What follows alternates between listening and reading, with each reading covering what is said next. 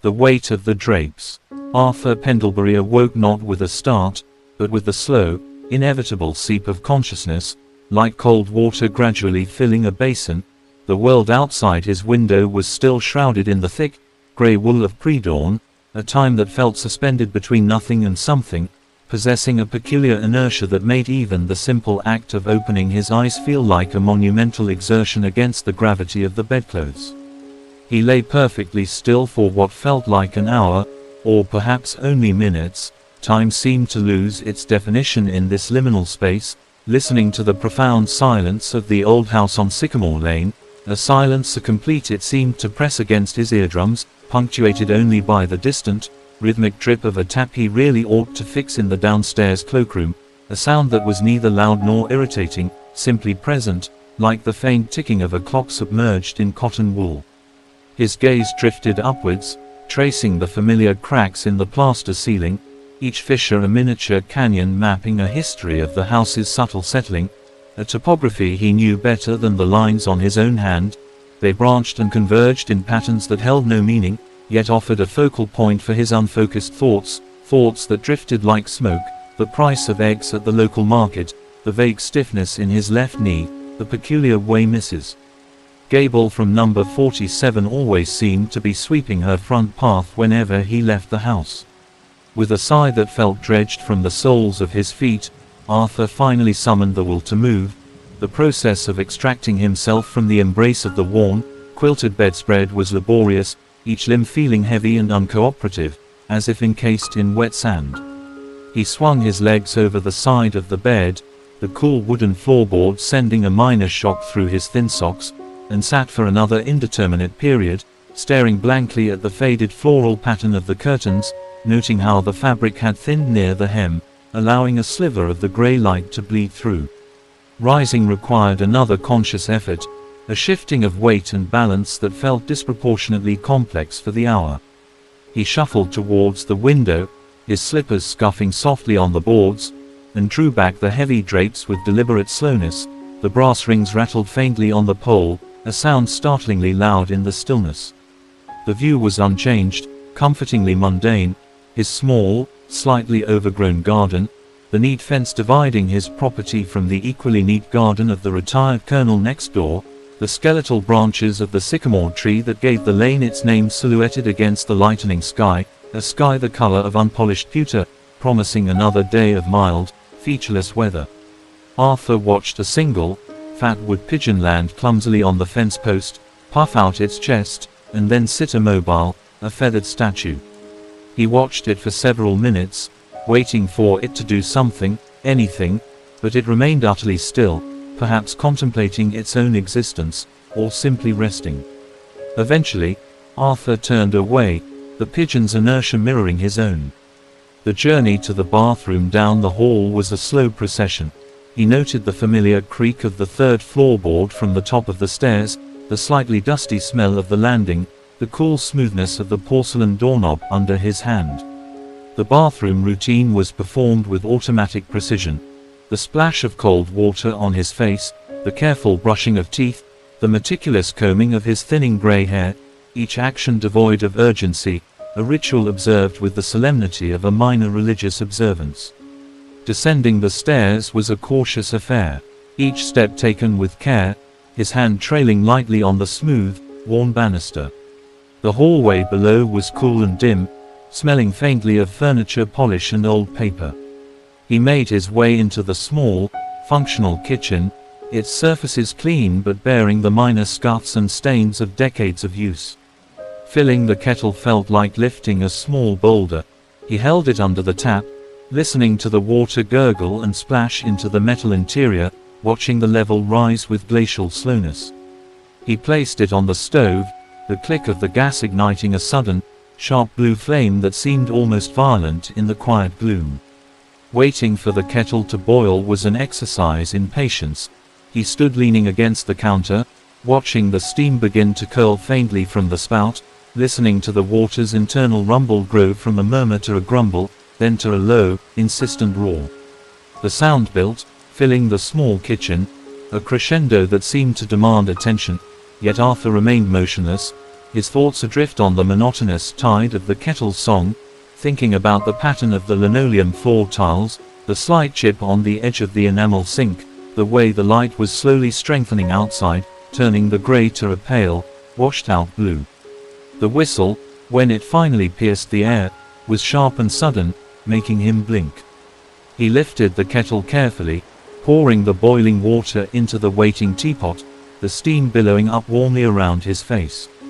He added 2 precise spoonfuls of a generic black tea blend from a plain red box, replaced the lid, and set the small ceramic timer shaped like a chicken to steep for exactly 4 minutes. While waiting, he fetched a plain white mug from the cupboard and a single slice of bread from the bread bin. He placed the bread in the toaster but didn't push the lever down yet. The timer ticked with a soft, mechanical insistence. He watched it, mesmerized by the slow, deliberate sweep of the red second hand. When it pinged, a surprisingly cheerful sound in the quiet kitchen, he lifted the teapot lid, gave the tea a single, slow stir with a teaspoon, and poured the dark amber liquid into the mug. Only then did he push down the toaster lever, the heating elements glowing a dull orange within. The smell of toasting bread began to mingle with the aroma of the tea, a comforting, ordinary combination. He watched the bread darken through the slots in the toaster's side, waiting for the moment it would spring up, perfectly golden brown. It popped up with a soft clunk. He retrieved it, placed it on a small plate, and applied a thin, even layer of margarine, watching it melt into the warm surface.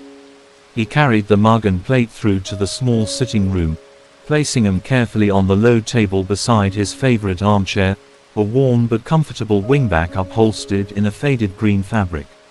He sat down, the chair sighing softly beneath his weight. He lifted the mug, feeling its warmth seep into his hands, and took a slow, careful sip of the hot, bitter tea. He placed it back down and picked up the slice of toast, taking a small, deliberate bite. The crust was slightly tough, the interior soft and yielding. He chewed slowly, methodically, staring out of the sitting room window at the now fully revealed garden, the wood pigeon having finally flown off to perform whatever inconsequential tasks filled its day. The sky was a flat, uniform pale grey. It looked like rain, but then, it often did. Arthur took another bite of toast. The day had begun. Chapter 2, The Dust on the Mantelpiece. After the slow consumption of his toast and tea, a process that occupied nearly half an hour, Arthur Pendlebury remained seated in his green armchair, the empty plate resting on his lap, the dregs of tea cooling in the bottom of the mug. He wasn't tired, exactly, nor was he particularly energetic. He existed in that familiar state of low-level readiness that characterized most of his days, a state where the prospect of action felt distant and slightly burdensome. His gaze drifted around the sitting room, a space curated by decades of passive accumulation rather than any deliberate design. It held the comfortable shabbiness of long occupation. His eyes settled on the mantelpiece above the small, unused fireplace. A thin layer of dust, almost invisible unless caught in the light at a certain angle, coated the dark wood surface and the few objects arranged upon it, a chipped porcelain shepherdess figurine inherited from an aunt whose face he could barely recall, a small brass clock that had stopped working several years ago, its hands frozen at 3, a smooth, grey pebble picked up on a seaside holiday decades prior, and a framed photograph of himself as a much younger man, standing stiffly beside his parents outside a long-demolished church. The dust was a constant, a silent, incremental reclaiming by the atmosphere of the house. He contemplated it. Dusting the mantelpiece was a task that needed doing, one of those small, recurring domestic obligations that punctuated the weeks. It wasn't urgent, nor was it difficult, yet the act of rising from the chair felt disproportionately significant. He watched a mote of dust, illuminated by a stray beam of weak light struggling through the window, drift lazily in the still air, rising and falling in an unseen current. It seemed to hang there for an eternity, defying gravity with serene indifference. Arthur sighed, a soft exhalation that barely stirred the air. He shifted his weight slightly, the chair springs groaning softly in response. He lifted the empty plate from his lap and placed it carefully on the low table beside the mug. The clock on the wall, a reliable electric one unlike its brass counterpart on the mantel, ticked with a steady, metronomic beat. He counted 10 ticks, then 20. The dust mote had vanished, perhaps settling on the worn rug. He pushed himself up from the chair, the movement requiring a distinct effort, a conscious overcoming of inertia. Standing, he felt momentarily adrift in the quiet room. He walked slowly towards the kitchen, the scuff of his slippers on the rug and then the linoleum the only sound. He rinsed the plate and mug under a stream of lukewarm water, carefully wiped them dry with a slightly threadbare tea towel, and placed them back in their respective cupboards. The task complete, he paused by the kitchen sink, looking out at the small patch of lawn. A blackbird was pecking methodically at the ground near the bird bath, which was empty save for a few brown leaves. Arthur watched it for several minutes, noting the precise, repetitive motion of its head as it searched for invisible morsels. Eventually, it flew off with a flash of yellow beak and a rustle of wings. Arthur turned and walked back through the hallway, pausing at the foot of the stairs. He could go up and fetch the duster from the cupboard on the landing. Or he could sit back down. He looked towards the sitting room door, then up the stairs. The stairs seemed to stretch upwards, steep and slightly daunting. He placed his hand on the banister. He would dust the mantelpiece. It needed doing. He began the ascent, each step a small, deliberate action. The landing cupboard, painted a faded cream, contained a jumble of seldom used items, spare light bulbs in their cardboard sleeves, a box of yellowing Christmas decorations, an ancient vacuum cleaner attachment he couldn't identify, and an old feather duster, its plumes looking rather bedraggled and grey with age. He extracted the duster, its handle smooth and cool in his hand. Descending the stairs felt marginally easier than ascending, though he maintained the same careful pace. Back in the sitting room, he approached the mantelpiece. He stood before it for a moment, surveying the dusty tableau. The stopped clock seemed to stare back at him, its silent face a reminder of time suspended. He raised the duster, its feathers trembling slightly. He began with the shepherdess, gently brushing the dust from her bonnet and shoulders, watching the grey particles puff into the air and slowly settle again elsewhere. He moved to the brass clock, tracing the duster over its cold surface and ornate, useless hands. The pebble required only a light swipe. Finally, he addressed the framed photograph. As he dusted the glass, he looked at the younger version of himself, the sharper jawline, the thicker, darker hair, the unfamiliar earnestness in the eyes. His parents looked stern and formal, as people often did in old photographs. He couldn't remember the occasion. He finished dusting the frame and then swept the duster along the length of the mantelpiece itself, dislodging the accumulated layer and sending it swirling in a miniature cloud. He stepped back. The mantelpiece looked marginally brighter, the object slightly more defined. The dust, however, was now redistributed, floating in the air or settling onto the surface of the low table, the armchair, the rug. Arthur looked at the duster in his hand, now coated with a fine grey film. He needed to take it outside and shake it. That meant putting on shoes, perhaps a jacket if it had started to rain. He looked towards the window. The sky remained a uniform, unbroken grey. No rain yet, but the air felt damp. He stood holding the dusty implement, contemplating the effort required to go outside. The blackbird, or perhaps a different one, had returned to the garden and was hopping along the fence. Arthur watched it for another minute. Then, with a small sigh that was almost inaudible, he walked slowly back to the kitchen. He opened the door under the sink and placed the duster inside, on top of a bucket. He could shake it later. Maybe tomorrow. He closed the cupboard door. The mantelpiece was dusted, for now. The task was done, sufficiently. He returned to his armchair, lowering himself into its familiar embrace. The room felt slightly different with the dust disturbed, the air carrying a faint, dry scent. He picked up the newspaper he'd left folded on the table yesterday, but didn't open it. He simply held it, feeling the thinness of the pages, the slight stiffness of the fold.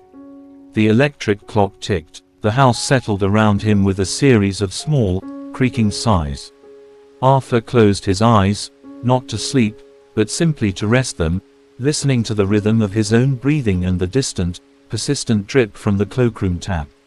The day stretched ahead, long and quiet, filled with the potential for similarly minor, manageable tasks. He thought vaguely about lunch. Perhaps soup. Tomato soup, from a tin. That would require opening the tin, heating the soup in a small pan, washing the pan afterwards. The steps unfolded in his mind, each one a small hurdle. He opened his eyes and looked again at the newly dusted mantelpiece. The stopped clock still read 3:10. It always would. He reached for the newspaper, unfolding it slowly, the pages rustling like dry leaves. He began to read an article about proposed changes to the local bus timetable, his eyes moving slowly across the lines of print, absorbing the information without any particular interest or reaction. The words blurred slightly as he read, the meaning seeping in slowly, like the grey light through the curtains. The blackbird outside began to sing, a clear, melodic phrase repeated several times, then falling silent. Arthur turned the page.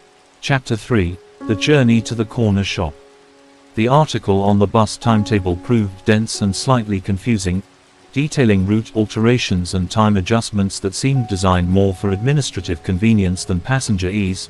Arthur read it twice, his brow furrowing slightly as he tried to map the new schedule onto his very infrequent journeys into the nearby town, journeys he usually undertook only for specific, unavoidable purchases that couldn't be procured at the smaller, closer establishment known simply as Parsons'.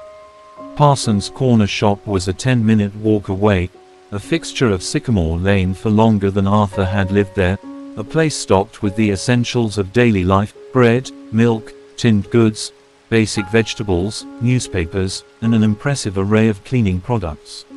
Arthur realized, as he folded the newspaper back onto the table, that he was nearly out of milk. The last dribble he'd used in his tea had been distinctly watery. He also fancied a digestive biscuit, or perhaps a ginger nut. The thought of venturing out settled upon him, not unwelcome exactly, but presenting a new sequence of actions to be navigated. First, he needed appropriate attire. Heaving himself from the chair once more, he ascended the stairs again, the journey feeling slightly more familiar now, though no less effortful.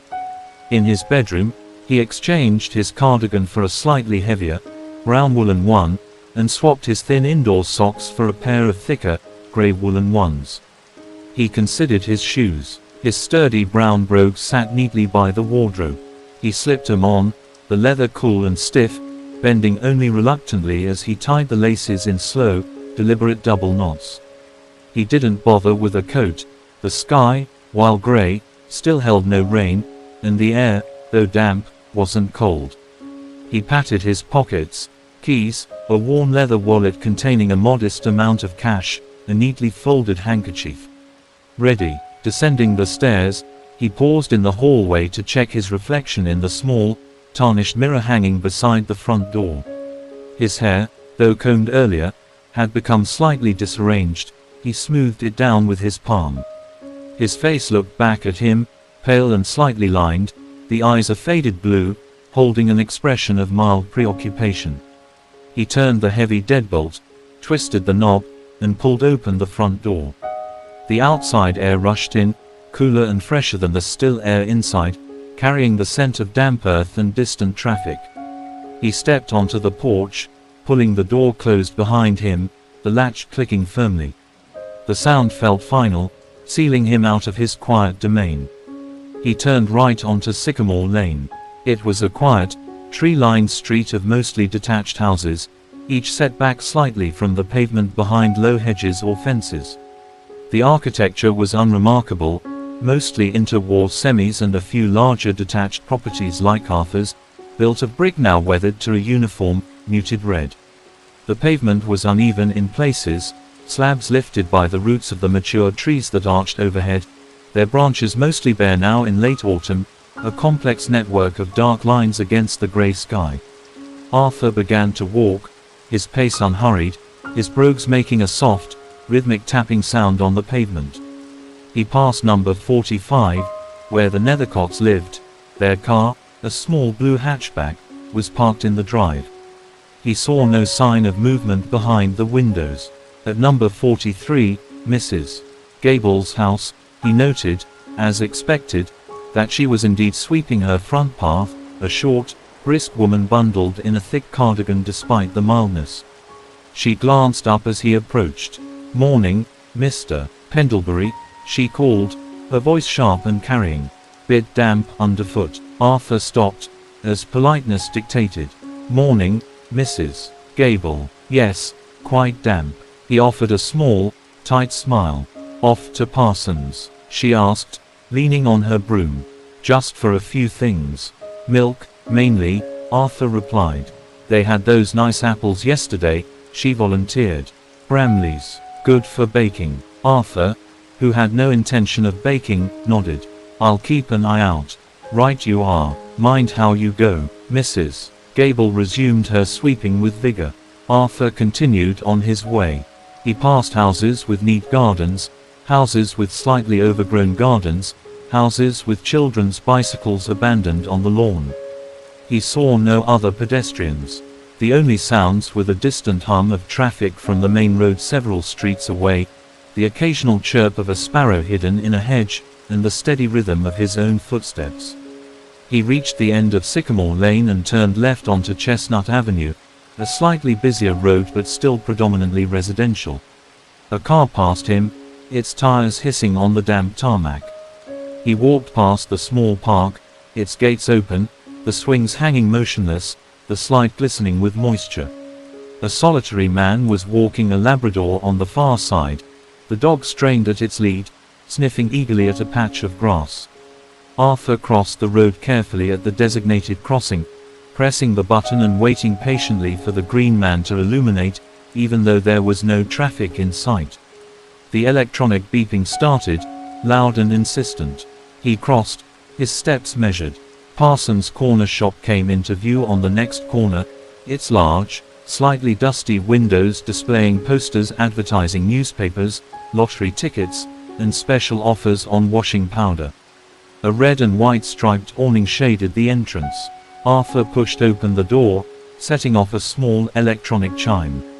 The interior was warm and smelled of newsprint, fresh bread, and a faint underlying tang of cleaning fluid. Shelves were densely packed with goods, a familiar, slightly overwhelming array. Mr. Parsons, a large man with a florid face and thinning hair combed carefully over his scalp, stood behind the counter reading a tabloid newspaper. He looked up. "Morning, Arthur." "Usual." "Morning, George." "Milk, please." "Semi-skimmed." "Pint." Arthur began to browse. He picked up a small loaf of sliced white bread, identical to the one he'd finished that morning. He moved to the biscuit aisle. "Digestives or ginger nuts?" He stood for a full minute, contemplating the blue wrapper of the digestives and the orange wrapper of the ginger nuts. He recalled the ginger nuts had a satisfying snap. He picked up the packet. He also selected a single tin of tomato soup, its label bright and cheerful. He carried his items to the counter. Mr. Parsons had already placed a pint of semi-skimmed milk beside the till. "Just these, George," Arthur said, placing the bread, biscuits, and soup beside the milk. Mr. Parsons rang 'em up on the old-fashioned till, which clanged satisfyingly as the drawer sprang open. "That'll be £4.70, Arthur." Arthur carefully extracted a £5 note from his wallet and handed it over. He received 30 pence change, which he placed in the small coin compartment of his wallet. Mr. Parsons placed the items into a thin, white plastic bag. "Quiet one today, Mr. Parsons remarked, handing over the bag. "Always is, Tuesday," Arthur replied. "Suppose so. See you tomorrow, likely." "Likely. Thanks, George." Arthur took the bag, feeling the slight weight of the milk and soup tin. The electronic chime sounded again as he pushed the door open and stepped back out onto Chestnut Avenue. The walk home felt marginally longer, the plastic bag handle cutting slightly into his fingers. He retraced his steps, past the quiet park, along Chestnut Avenue, turning right back onto Sycamore Lane. He passed Mrs. Gable's house again. She was no longer outside. He passed the Nethercotts. Their car was still there.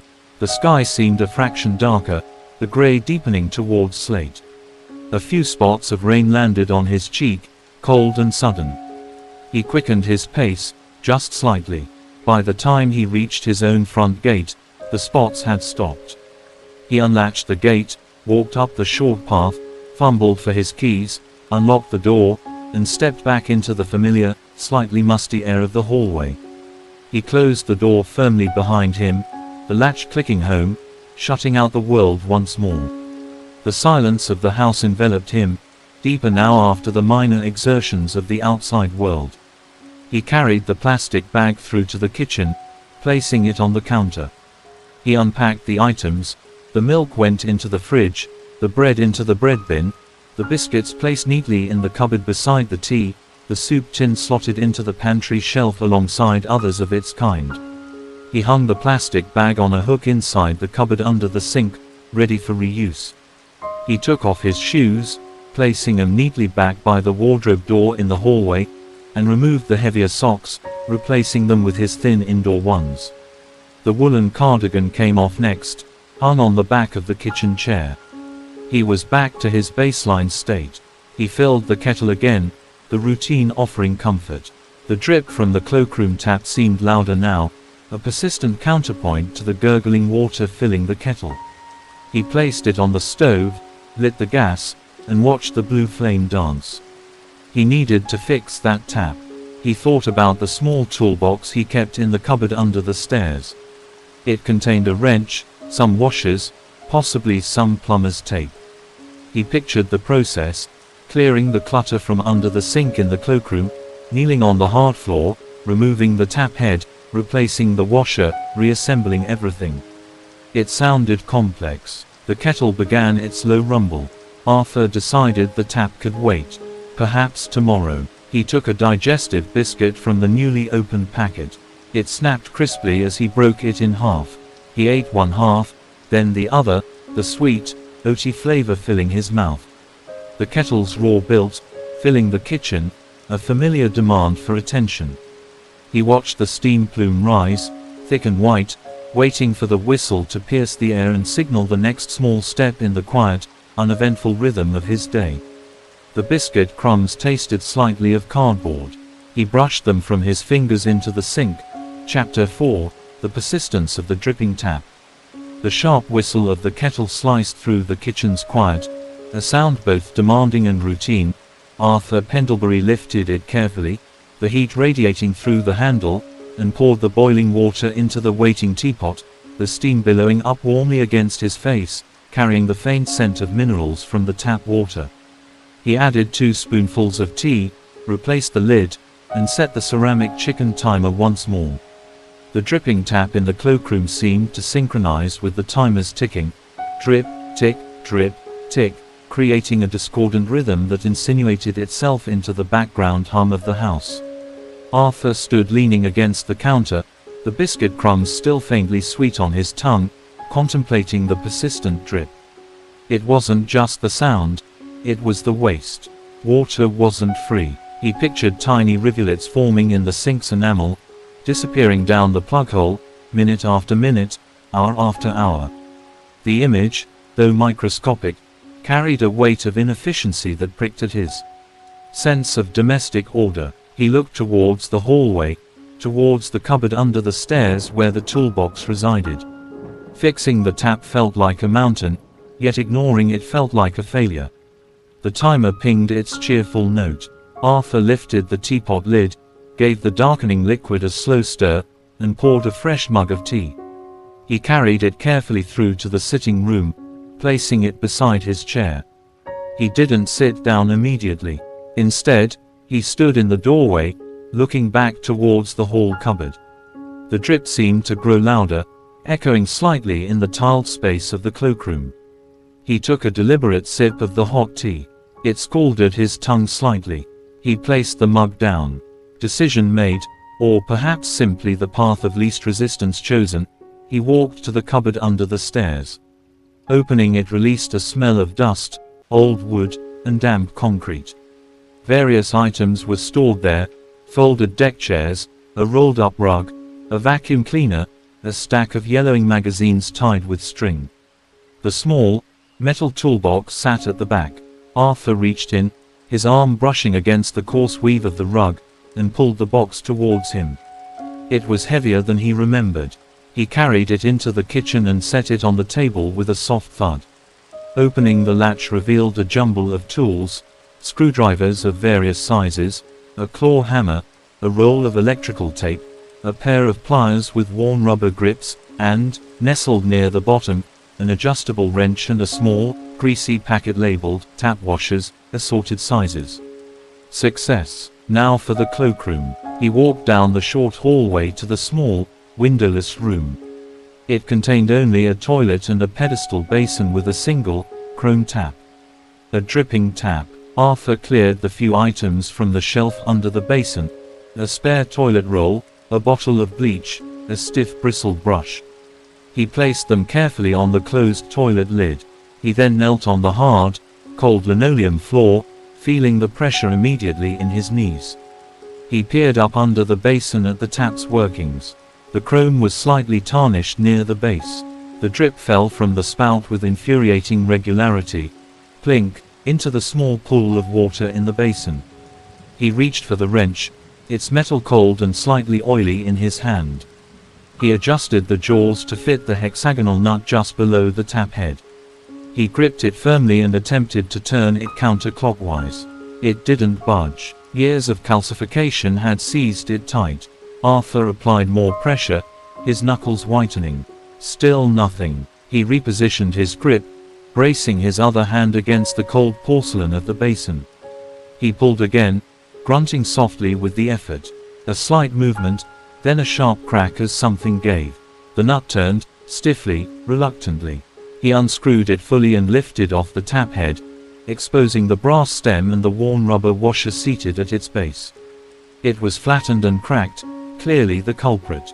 The old washer was stubborn, adhering to the metal seat.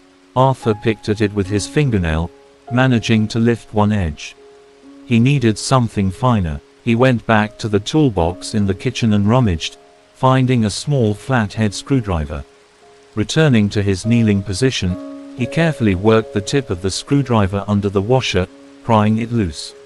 It finally came free, a small, black, hardened disc. He dropped it into the basin with a tiny plop. Now for the replacement. He opened the greasy packet of washers. They were various sizes and thicknesses, some rubber, some fiber. He selected one that looked similar to the old one, a black rubber washer of medium thickness. He pressed it onto the clean metal seat at the bottom of the tap body. It seemed to fit. He replaced the brass stem and threaded the tap head back on. Using the wrench, he tightened the nut, being careful not to over-tighten it this time. He stood up slowly, his knees protesting, stiff and aching. He turned on the cold tap at the sink in the kitchen to clear any debris from the pipes, then returned to the cloakroom. He turned the repaired tap handle. Water gushed out, clear and strong. He turned it off. Silence. He waited, counting slowly to 10 in his head. No drip. He counted to 20. Still no drip. A small, unfamiliar sensation bloomed in his chest: satisfaction. The drip was gone. He had fixed it. He gathered the tools, the wrench, the screwdriver, the packet of washers, the discarded old washer. He returned them to the toolbox, closed the latch, and carried it back to the cupboard under the stairs, sliding it into its place. He replaced the items under the basin. The cloakroom was restored to its usual state of minimal functionality. Back in the kitchen, he washed his hands thoroughly at the sink, scrubbing the slight grease and grime from his fingers. The silence, now devoid of the rhythmic drip, felt deeper, more complete. He dried his hands on the tea towel. His tea in the sitting room would be lukewarm now. He didn't mind. He walked through and picked up the mug. The tea was indeed cooler, but still drinkable. He took a sip. The ordinary bitterness tasted slightly different, perhaps flavored by the minor triumph of the repaired tap. He sat down in his armchair. The repaired tap, the dusted mantelpiece, the procured milk, the day's accomplishments felt tangible, small anchors in the quiet sea of time. He looked out at the garden. The grey light had faded further, dusk beginning to gather at the edges of the sky. A blackbird, perhaps the same one he'd seen earlier, landed on the bird bath, peered into its dry interior, and flew off again. Arthur finished his tea. The prospect of heating the tomato soup for lunch loomed, a simple task involving opening the tin, pouring the thick, red liquid into a small saucepan, lighting the gas, stirring occasionally until it reached a gentle simmer, then pouring it into a bowl. He would need a spoon, and perhaps another slice of bread. The steps were clear. He would do it soon. He closed his eyes again, listening to the profound, unbroken silence of the house, a silence he had, in his own small way, helped to perfect. The stopped clock on the mantelpiece watched over the room, its hands perpetually pointing to a moment that had passed long ago, irrelevant to the slow, steady progression of Arthur Pendlebury's quiet afternoon. The air stirred faintly as he breathed. Somewhere outside, a car door slammed. The sound was muffled, distant, belonging to another world. Arthur remained still, gathering the energy for soup. Chapter 5, The Simmering of Tomato Soup. The quiet contemplation in the armchair stretched on. Arthur Pendlebury drifted in that semi-aware state where thoughts surfaced like bubbles in still water, the smooth texture of the repaired tap handle under his fingers, the faint smell of old rubber from the discarded washer, the satisfying silence where the drip had been, before dissipating into the general calm. The light through the sitting room windows softened further, the grey sky outside deepening towards charcoal, signaling the slow, inevitable approach of evening. Lunch could be delayed no longer. The thought of the cool, tinned tomato soup waiting in the pantry finally spurred him to action. He rose, the armchair sighing in relief, and made his way back to the kitchen. The small tin with its bright label felt cool and slightly heavy in his hand. He located the tin opener in its designated drawer, an old, simple model with a large, comfortable handle and a sharp, triangular cutting wheel. He pierced the tin's lid near the edge, the metal yielding with a soft crunch. Turning the handle required a steady, rotating motion. He moved slowly, the cutting wheel scoring a neat, concentric circle. The lid lifted away, revealing the thick, intensely red contents within. He scooped the soup into a small saucepan, using a spoon to get every last bit of the viscous liquid, scraping the sides of the tin with a faint metallic scraping sound. He placed the saucepan on the stove, positioning it carefully over the burner. The gas ignited with its familiar sharp whump and blue flare. He adjusted the flame to low, a small, steady ring of blue. The cold soup sat inert in the pan. He fetched a wooden spoon from the jar by the cooker and gave the soup an initial, thorough stir, breaking up the initial congealed mass. He then stood watching, the wooden spoon resting on the edge of the pan. Nothing happened immediately. He watched the surface, waiting for the first tiny bubble to appear, a sign of the heat penetrating the thick liquid. He thought about bread. A single slice would suffice. He took the new loaf from the bread bin and extracted one slice. He placed it in the toaster but didn't push the lever down yet. He would wait until the soup was nearly ready. The silence in the kitchen was profound, broken only by the soft hiss of the gas flame. He leaned against the counter, his gaze fixed on the unmoving surface of the soup. Slowly, almost imperceptibly at first, a faint shimmer began to appear on the surface, a subtle disturbance caused by the rising heat. Then, at the very edge where the pan met the soup, a tiny bubble formed, trembled, and vanished. Another appeared nearby, slightly larger. The process was gradual, hypnotic. The bubbles grew in number and size, clustering around the perimeter, releasing tiny puffs of steam. The center remained placid for a long time. Arthur gave the soup another slow stir with the wooden spoon, feeling the resistance lessen slightly as the heat began to liquefy it more evenly. A faint, Familiar aroma began to rise, the tangy sweetness of cooked tomatoes, a scent that evoked countless previous lunches. He pushed down the toaster lever. The elements glowed orange. He watched the soup and the toaster simultaneously. The bubbles in the soup were now forming across the entire surface, rising lazily from the bottom, breaking with soft, wet pops. Steam began to curl upwards in earnest. He stirred again, watching the vortex form briefly before smoothing out. The soup was definitely simmering now, small, lazy bubbles constantly breaking the surface, releasing more of its warm, comforting smell. The toaster emitted a faint warmth and a smell of heating bread. He lifted the wooden spoon. The soup coated it thickly. Almost ready. He fetched a plain white bowl from the cupboard and placed it beside the stove. He also got a teaspoon. The toaster popped up with its soft clunk. He retrieved the slice, now perfectly golden brown, and placed it on a small plate. He applied a thin layer of margarine, watching it melt instantly into the hot surface. Turning back to the stove, he gave the soup a final stir. It was bubbling steadily, hot through.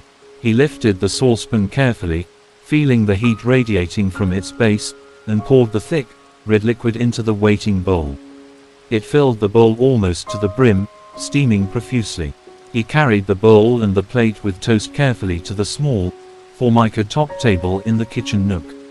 He sat down on the hard wooden chair. The soup was intensely hot. He blew gently across the surface of a spoonful, watching the steam swirl away. He took a cautious sip. The flavor was simple, slightly salty, intensely tomatoey, and comforting in its predictability. He broke off a small piece of toast, its edge crisp, the center soft, and dipped it into the soup, soaking up the hot liquid. He ate slowly, methodically, alternating between spoonfuls of soup and bites of toast. The warmth spread through him, a pleasant counterpoint to the cool stillness of the house. He finished the soup, scraping the bowl clean with the last piece of toast. He sat for a moment, the empty bowl and plate before him, feeling the comfortable fullness. The kitchen window showed the garden now shrouded in deepening twilight, shapes losing the definition, merging into soft, dark masses. The day, uneventful as always, was drawing in. The washing up waited, the saucepan, the bowl, the plate, the spoon, the knife, the tin. It was a small pile. He would do it after a short rest. He carried the dishes to the sink. He ran the hot water, watching it steam as it filled the basin. He added a squirt of washing up liquid, watching the bubbles foam up. The rhythmic motion of washing, the hot water, the slippery soap, the clink of crockery, was another familiar ritual, a way to wind down the day. He washed each item carefully, rinsed it under the hot tap, and placed it on the draining board. The saucepan required a bit of scrubbing where the soup had cooked onto the bottom. The tasks complete, he dried his hands. He walked through the darkening sitting room without turning on a light and settled back into his armchair. The street lamp outside cast a faint orange glow through the window, creating long, distorted shadows across the floor. The house was utterly silent, the repaired tap a forgotten success. The stopped clock on the mantelpiece was just a darker shape against the wall. Arthur closed his eyes. The events of the day, the dusting, the walk to Parsons, the fixing of the tap, the preparation and consumption of lunch, replayed in his mind like scenes from a very slow, very quiet film. They held no drama, only the steady pulse of routine. The faint sound of a television came from next door, a muffled murmur of voices and music. It faded after a few minutes. Arthur listened to his own breathing, slow and steady. He thought about tomorrow, Wednesday. The bin needed putting out for the Thursday collection. That was a task for the morning. Perhaps he would need more bread again by then. The thought drifted, insubstantial. The orange streetlight glow seemed to deepen. The quiet pressed in, soft and heavy. Arthur Pendlebury didn't sleep, not yet, but he rested, sinking deeper into the armchair, into the profound, uneventful peace of his own quiet existence, the 80,000 words of his day settling around him like dust. The night stretched ahead, long and dark and silent, another blank page in the slow, unremarkable story of his life. Outside, the first real rain began to fall, a soft, steady pattering on the roof and the leaves of the sycamore tree, a gentle, monotonous sound that promised nothing more than the continuation of the grey, ordinary world beyond his walls. The sound was rhythmic, soothing, a lullaby for the unremarkable. Arthur breathed in, breathed out. The rain fell. The house stood quiet. The clock on the wall ticked. Chapter 6, The Murmur of the Evening Wireless. The soft, insistent pattering of rain against the window panes and the roof tiles settled into a steady, rhythmic background hum, a soothing white noise that seemed to deepen the quiet within the house rather than disturb it. Arthur Pendlebury remained ensconced in his armchair, the orange street lamp glow casting elongated, wavering shadows across the faded rug and up the walls, transforming the familiar room into a dim, monochromatic landscape where shapes lost their hard edges and became soft, ambiguous forms. He hadn't moved to turn on a lamp. The gloom felt appropriate, a natural extension of the day's gentle fade. The silence, profound after the cessation of the dripping tap, was absolute save for the rain's murmur and the almost subconscious awareness of his own slow, steady breathing. He wasn't asleep, merely resting within the cocoon of the chair, his thoughts adrift in a pleasant, directionless haze, the minor exertions of the day, the walk, the tap repair, the soup preparation, now just faint echoes in his limbs, a comfortable lassitude. Time seemed suspended, measured only by the gradual deepening of the shadows and the unchanging position of the stopped brass clock's hands on the mantelpiece, perpetually fixed at 3:10, a silent monument to a moment long irrelevant. Eventually, a faint internal prompting, perhaps the slight emptiness left by the digested soup and toast, nudged him towards considering the evening tea, not the robust morning brew, but something lighter, perhaps herbal. He stirred, the leather of the armchair creaking softly in protest. Rising felt like parting from an old friend. He shuffled into the kitchen, the linoleum cool under his thin socks. The rain sound was slightly louder here, amplified by the window over the sink. He filled the kettle once more, the ritual as ingrained as breathing, the gush of water momentarily drowning out the rain's patter. The gas flared blue, the kettle settled onto its flame with a soft metallic clink. While waiting for the familiar rumble to build, he opened a different cupboard, one containing infrequent purchases, a dusty jar of instant coffee, half a packet of drinking chocolate, and a small box of chamomile tea bags, bought months ago during a brief bout of restlessness. He extracted a single bag, its paper envelope slightly brittle, and placed it in a clean mug. The kettle began its low song, a counterpoint to the rain. He stood watching the steam plume rise, thick and white in the dim kitchen, illuminated by the stove's blue glow. When the whistle finally pierced the quiet, sharp and demanding, he poured the boiling water over the tea bag, watching the pale yellow infusion begin immediately, swirling like a miniature storm cloud within the mug. He carried the steaming mug back to the sitting room, the scent of chamomile, faintly floral, slightly grassy, preceding him. He settled back into the armchair's embrace, the warmth of the mug pleasant against his palms. He took a cautious sip. The flavor was mild, inoffensive, a whisper of warmth rather than the assertive bite of his morning tea. He set the mug down on the low table and reached for the small, portable radio that sat on the shelf beneath the window. It was an old device, its brown plastic casing scratched, the tuning dial stiff. He switched it on. A soft hum emanated from the speaker, followed by a crackle of static as he carefully turned the dial. He found the familiar wavelength of the local station, the signal slightly fuzzy through the rain. A man's voice, calm and measured, was discussing the intricacies of municipal waste recycling policy, the timings for different colored bins in neighboring parishes. The topic was inherently dull, the delivery deliberately soporific. Arthur didn't listen to the words, only to the cadence of the voice, a steady, rhythmic drone that merged seamlessly with the sound of the rain. He closed his eyes, letting the twin streams of sound, the announcer's monotone and the rain's steady patter, wash over him. The chamomile tea cooled slowly beside him. Occasionally, the radio signal would waver, the announcer's voice dissolving into bursts of static before reforming, a distant ship emerging from fog. It didn't disturb Arthur. It was simply part of the evening's texture. The orange streetlight glow seemed to intensify as the darkness outside deepened. He thought vaguely about supper. He wasn't hungry yet. Perhaps later, a piece of cheese on a cracker. Or maybe just another digestive biscuit. The thought required no immediate action. The announcer moved on to the weather forecast. More rain overnight, clearing to scattered showers tomorrow, temperatures remaining mild. Arthur absorbed the information without reaction. It merely confirmed what the grey sky and the steady drumming on the roof had already told him.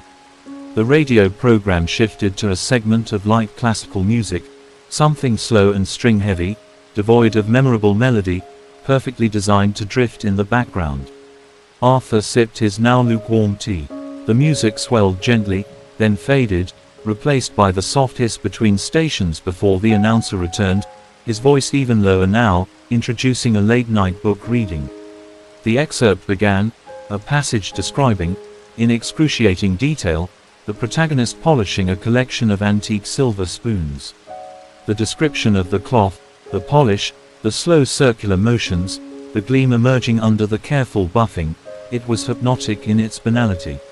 Arthur felt his eyelids grow heavy. The rain continued its soft percussion. The orange light from the street lamp cast the stopped clock on the mantelpiece into sharp silhouette. The announcer's voice reading about polishing spoons became a distant murmur, blending with the rain, the faint hum of the radio, the memory of the dripping tap's absence, and the lingering ghost of chamomile on his tongue. He didn't fight the drowsiness. It was a natural progression, the gentle culmination of an utterly uneventful day. His breathing deepened. The radio voice droned on about a particularly stubborn tarnish spot on an Edwardian dessert spoon. Arthur Pendlebury, nestled in his worn green armchair, the empty mug beside him, the rain whispering against the glass, drifted not into sleep, but into a deeper, more profound state of rest, where the 80,000 words of his existence dissolved into the warm, quiet, utterly unremarkable dark. Chapter 7, The Ritual of the Wheeled Bin. Grey light, diffuse and weak, filtered through the curtains, announcing another morning on Sycamore Lane. Arthur Pendlebury awoke not suddenly, but with the slow, inevitable return of awareness, the transition so gradual it was barely perceptible, like silt settling in still water. The rain had ceased sometime during the night, leaving the air outside smelling damp and earthy, a cool freshness seeping through the window frame. He lay still for a long while, listening to the profound silence of the house, a silence deeper and more complete after the night's rainfall, broken only by the faint, reassuring tick of the reliable electric clock on the sitting room wall, a sound he could just discern from the bedroom. His body felt stiff, the minor exertions of the previous day, the kneeling under the basin, the walk to Parsons leaving a faint, dull ache in his knees and lower back, a familiar sensation that served as a physical memory of activity completed. He stretched cautiously under the bedclothes, feeling joints pop softly. The thought surfaced, clear and unavoidable, bin day. Thursday meant the wheeled bin needed to be placed at the curb for the early morning collection. It was a weekly obligation, simple yet requiring a specific sequence of actions before the refuse lorry rumbled down the lane. With a sigh that felt dredged from the soles of his feet, he began the process of extraction from the bed, the quilted bedspread clinging with a gentle insistence. The cool air of the room met his skin as he swung his legs out, the wooden floorboards chilly even through his socks. He sat on the edge of the bed for several minutes, gathering momentum, staring at the faint pattern of light and shadow the curtains cast on the wall opposite. The routine began, shuffling to the bathroom, the splash of cold water on his face a minor shock that sharpened his senses slightly, the careful brushing of teeth, the meticulous combing of thinning grey hair. Downstairs, the kitchen felt cool and slightly damp. Filling the kettle was the anchor point of the morning. He held it under the tap, listening to the water gurgle and splash, watching the level rise with agonizing slowness.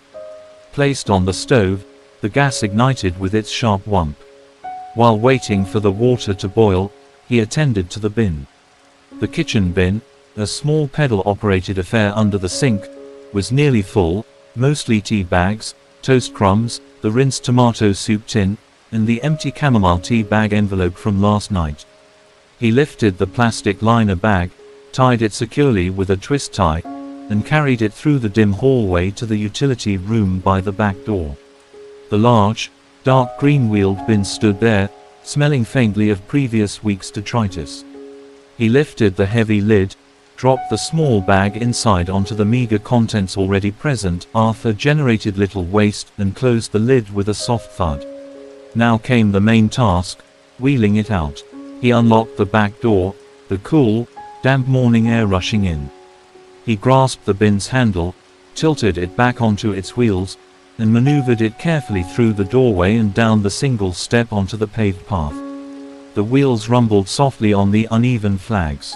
He pushed it along the side path, past the slightly overgrown flower bed where last summer's geraniums were now brown, skeletal stalks, and out through the side gate onto the pavement of Sycamore Lane. He positioned it precisely at the curb, aligning it with the faint groove worn in the grass verge by years of weekly placement. He checked the lid was fully closed. The lane was quiet, the houses still mostly shuttered, the only movement a lone cat slinking along a fence top several doors down. Mist hung low in the air, blurring the outlines of trees and rooftops.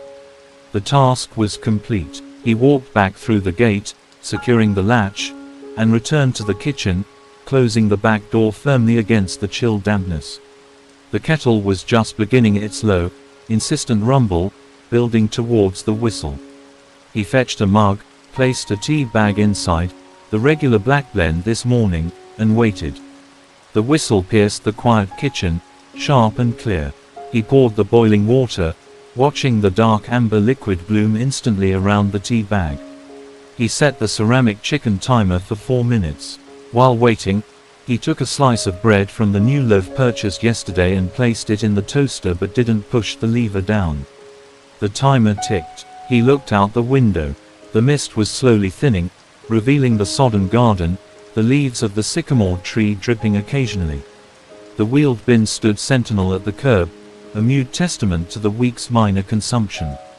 The timer pinged. He removed the tea bag with a spoon, squeezing it gently against the side of the mug, then dropped it into the small compost caddy by the sink. He added a splash of milk from the carton purchased yesterday, watching the white swirl mix with the dark tea. Only then did he push down the toaster lever. The familiar smell of toasting bread filled the kitchen. He carried his mug through to the sitting room, placing it on the low table. Back in the kitchen, he retrieved the golden brown toast, applied a thin layer of margarine, and carried it through on a small plate. He settled into his armchair, the green upholstery sighing softly. He took a sip of tea, strong and bracing, then a bite of toast. The crust satisfyingly crisp. He gazed out the window. The mist had lifted further, revealing the damp street. A few houses down, he saw Mrs. Gable emerge, predictably, broom in hand, beginning her morning sweep of the path, her movements brisk and efficient despite the damp. Arthur watched her for a moment, then took another bite of toast. He heard the distant rumble of an engine growing louder. The refuse lorry. It turned into Sycamore Lane, a large, grumbling beast painted municipal green. It stopped with a hiss of brakes outside his house. 2 men in high visibility jackets hopped off. One grabbed the wheeled bin, effortlessly lifting and upending it into the hopper at the back of the lorry with a crash and clatter of contents. It was over in seconds. The bin was returned to the curb, slightly askew. The men climbed back on, the lorry growled into life, and moved on to the next house. Arthur watched it disappear down the lane, the sound fading. He finished his toast. The bin was empty. The weekly obligation was fulfilled. The faint ache in his knees persisted, a reminder of yesterday's tap repair. He thought about the toolbox still under the stairs. Perhaps there was another small task awaiting attention. A drawer that stuck, a squeaky hinge. But not now. Now, there was tea to drink, cooling in the mug beside him. The day stretched ahead, quiet and open, another blank page in the long, uneventful narrative of Arthur Pendlebury's life. The sky remained a flat, featureless grey. The dripping tap was silent. The stopped clock watched the room. Arthur took another sip of tea. Outside, Mrs. Gable continued to sweep her path, the rhythmic swish of the broom bristles on the damp concrete a soft counterpoint to the ticking of the electric clock. The mist had almost entirely vanished, leaving the world clean-washed and subdued.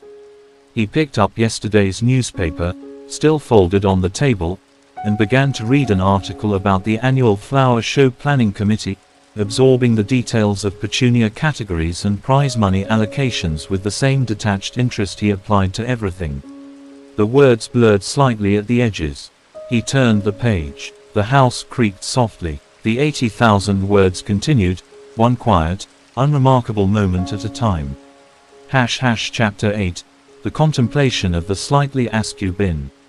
The municipal lorry's rumble faded completely, swallowed by the damp air and the distance down Sycamore Lane, leaving behind a silence that felt momentarily deeper, as if the brief intrusion of machinery had emphasized the prevailing quiet.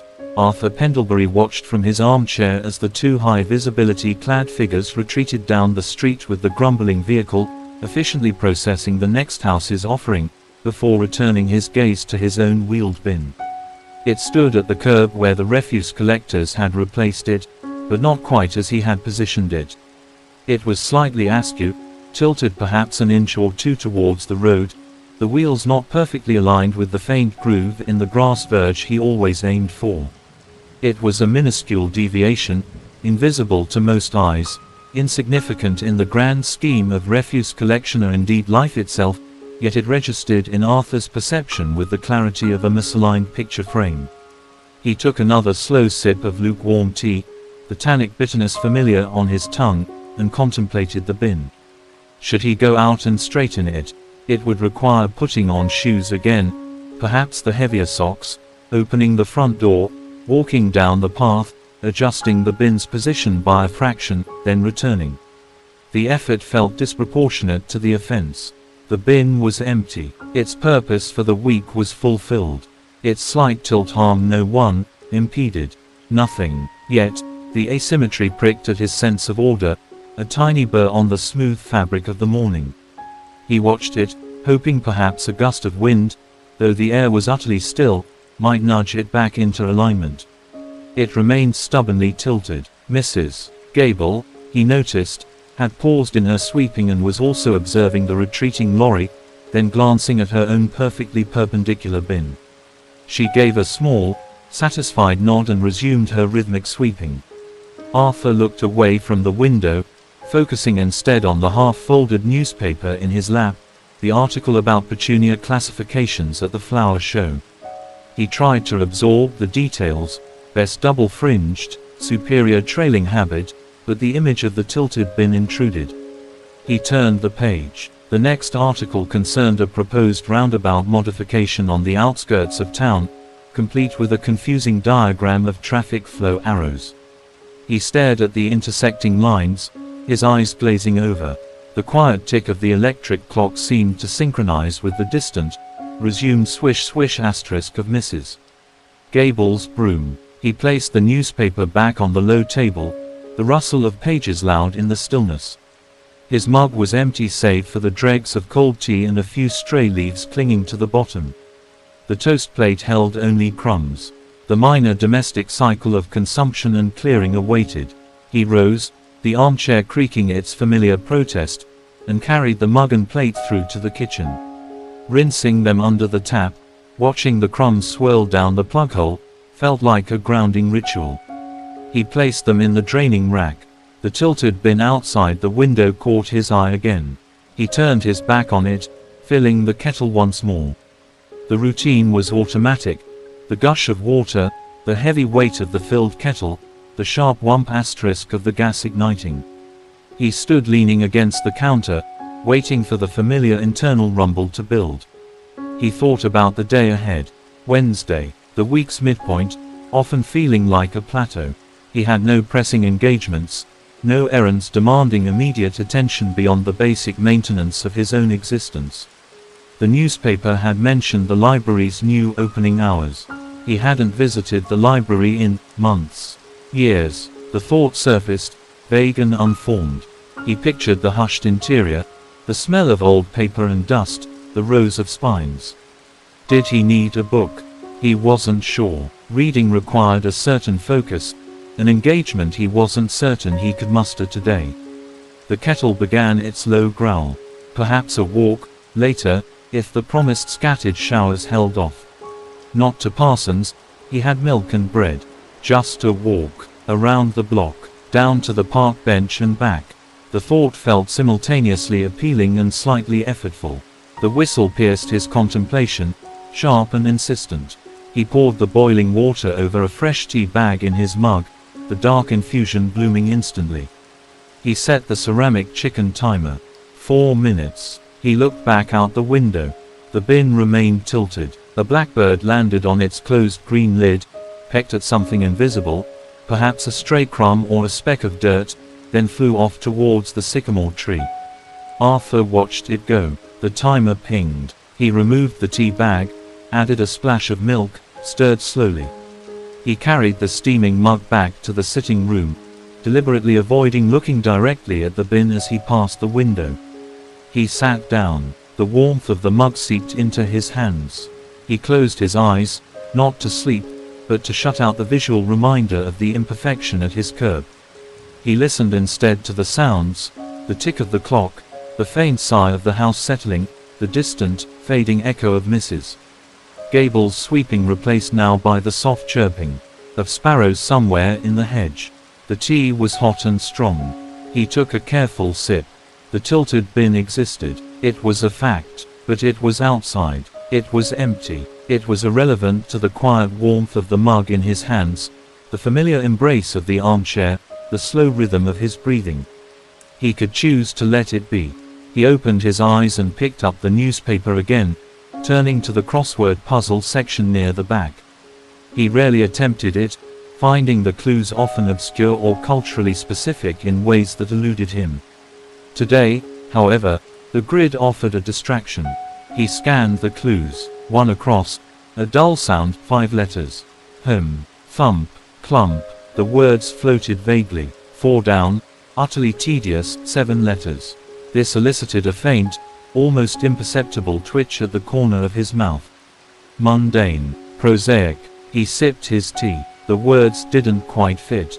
He put the paper down again. The grey light outside seemed marginally brighter, the mist fully burnt off now, revealing a sky still overcast but with a suggestion of luminosity behind the cloud layer. The promise of scattered showers later felt like a potential event, something to note. He thought about his raincoat, hanging in the hall cupboard. It was serviceable, a beige trench coat style, slightly stiff with age. He would need it if he decided to walk and the showers materialized. The decision about the walk could wait. For now, there was tea. He finished the mug, the last drops cool and slightly bitter. The emptiness of the mug signaled another small completion. He placed it back on the low table. The tilted bin was still visible in his peripheral vision, a dark green angular shape against the grey pavement and the damp grass verge. He acknowledged its presence, its slight deviation from the perpendicular. It was, he decided, a feature of the landscape now, like the particular knot in the sycamore tree's trunk or the chip on the 3rd step of his stairs. It didn't require correction. It simply was. The ache in his knees from yesterday's tap repair had subsided to a faint background hum, a reminder of action taken, of minor competence demonstrated. He thought again about the toolbox. The squeaky hinge on the pantry door.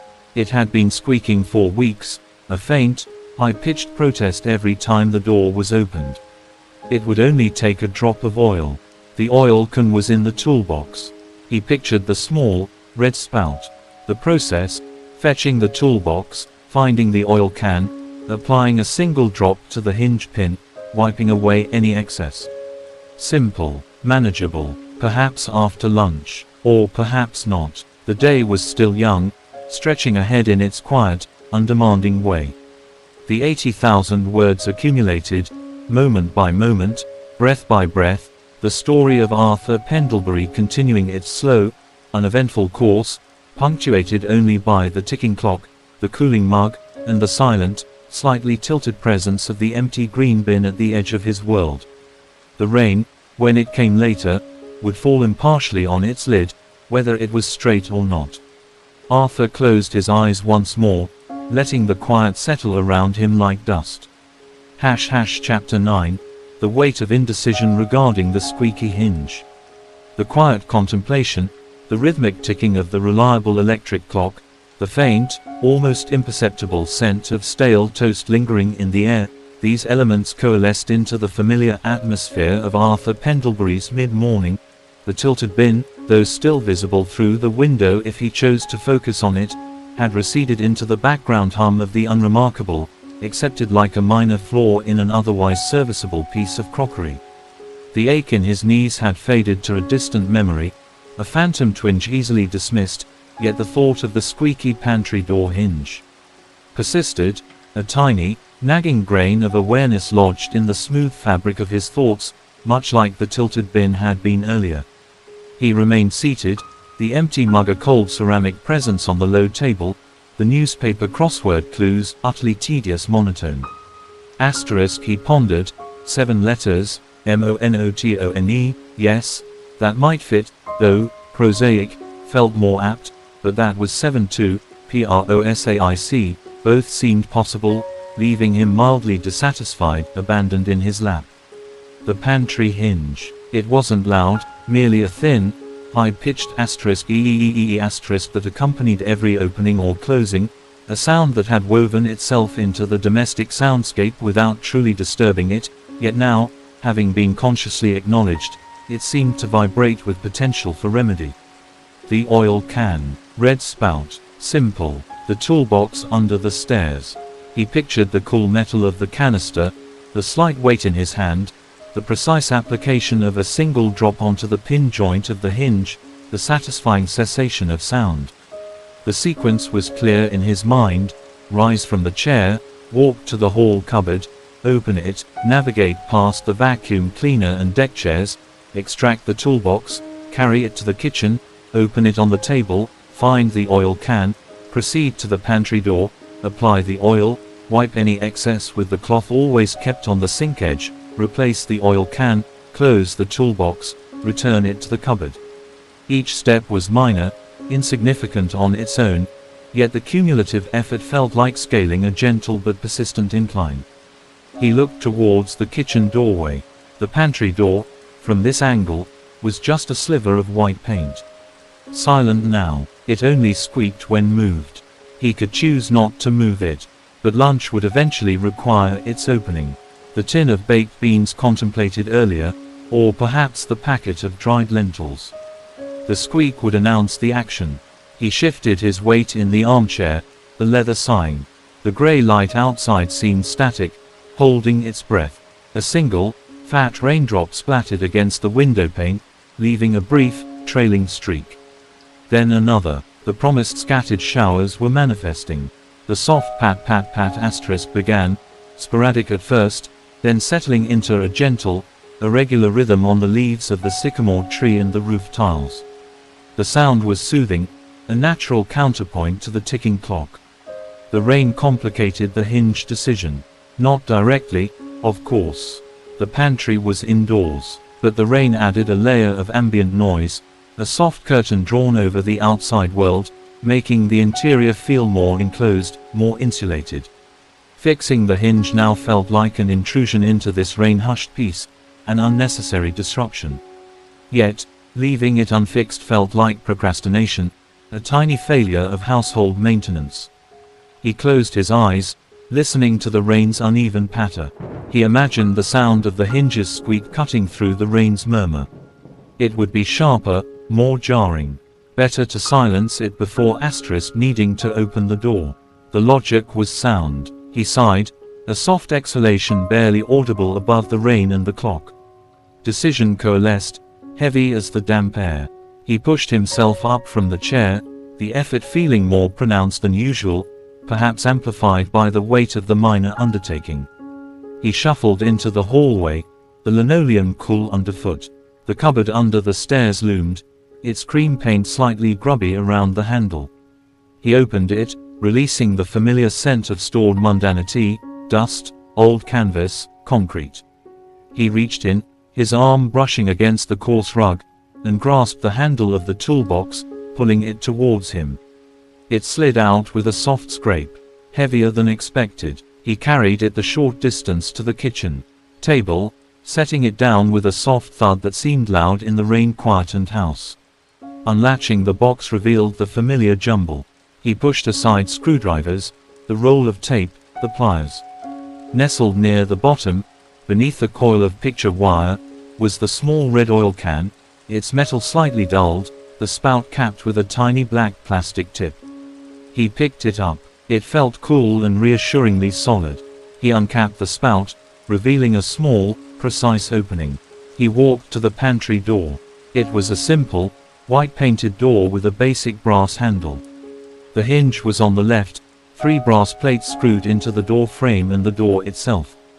He located the central pin of the top hinge, the usual culprit. He tilted the oil can slightly, positioning the spout directly over the narrow gap where the pin disappeared into the knuckle joint. He squeezed the can gently. A single, glistening drop of clear oil emerged, hung suspended for a fraction of a second, then fell, vanishing into the joint. He repeated the action for the middle hinge and the bottom one, applying just 1 drop to each.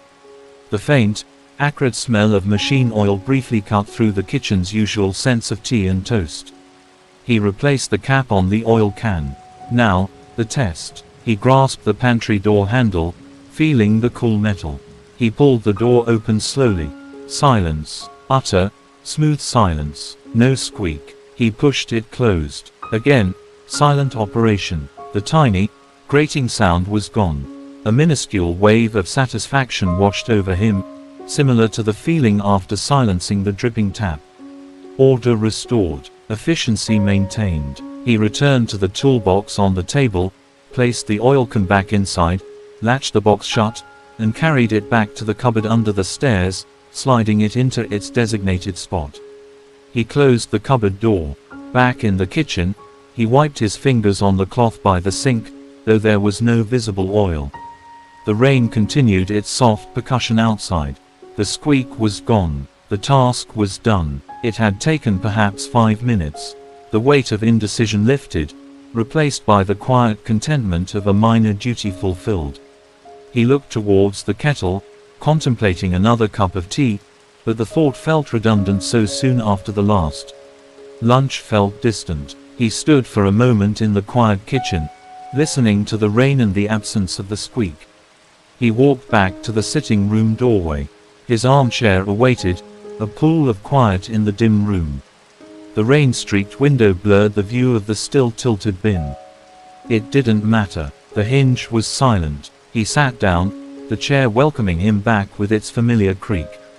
He picked up the newspaper again, the crossword momentarily forgotten. He turned to the television listings, scanning the afternoon offerings, a documentary about sedimentary rock formation, a repeat of a gardening program focusing on composting techniques, a film he'd seen years ago and remembered as being particularly slow-paced. The rain whispered against the glass. The clock ticked. The 80,000 words of Arthur Pendlebury's existence continued the quiet accumulation, each small action, the application of oil, the closing of a toolbox, the settling into a chair, adding another unremarkable syllable to the long, uneventful narrative of his days. The world outside, softened by rain, receded. The pantry door stood silent. The tilted bin endured. Arthur breathed in, breathed out. The next moment arrived, indistinguishable from the last, yet carrying within it the quiet echo of a hinge finally silenced. Chapter 10. The examination of the hangnail and the sorting of lentils.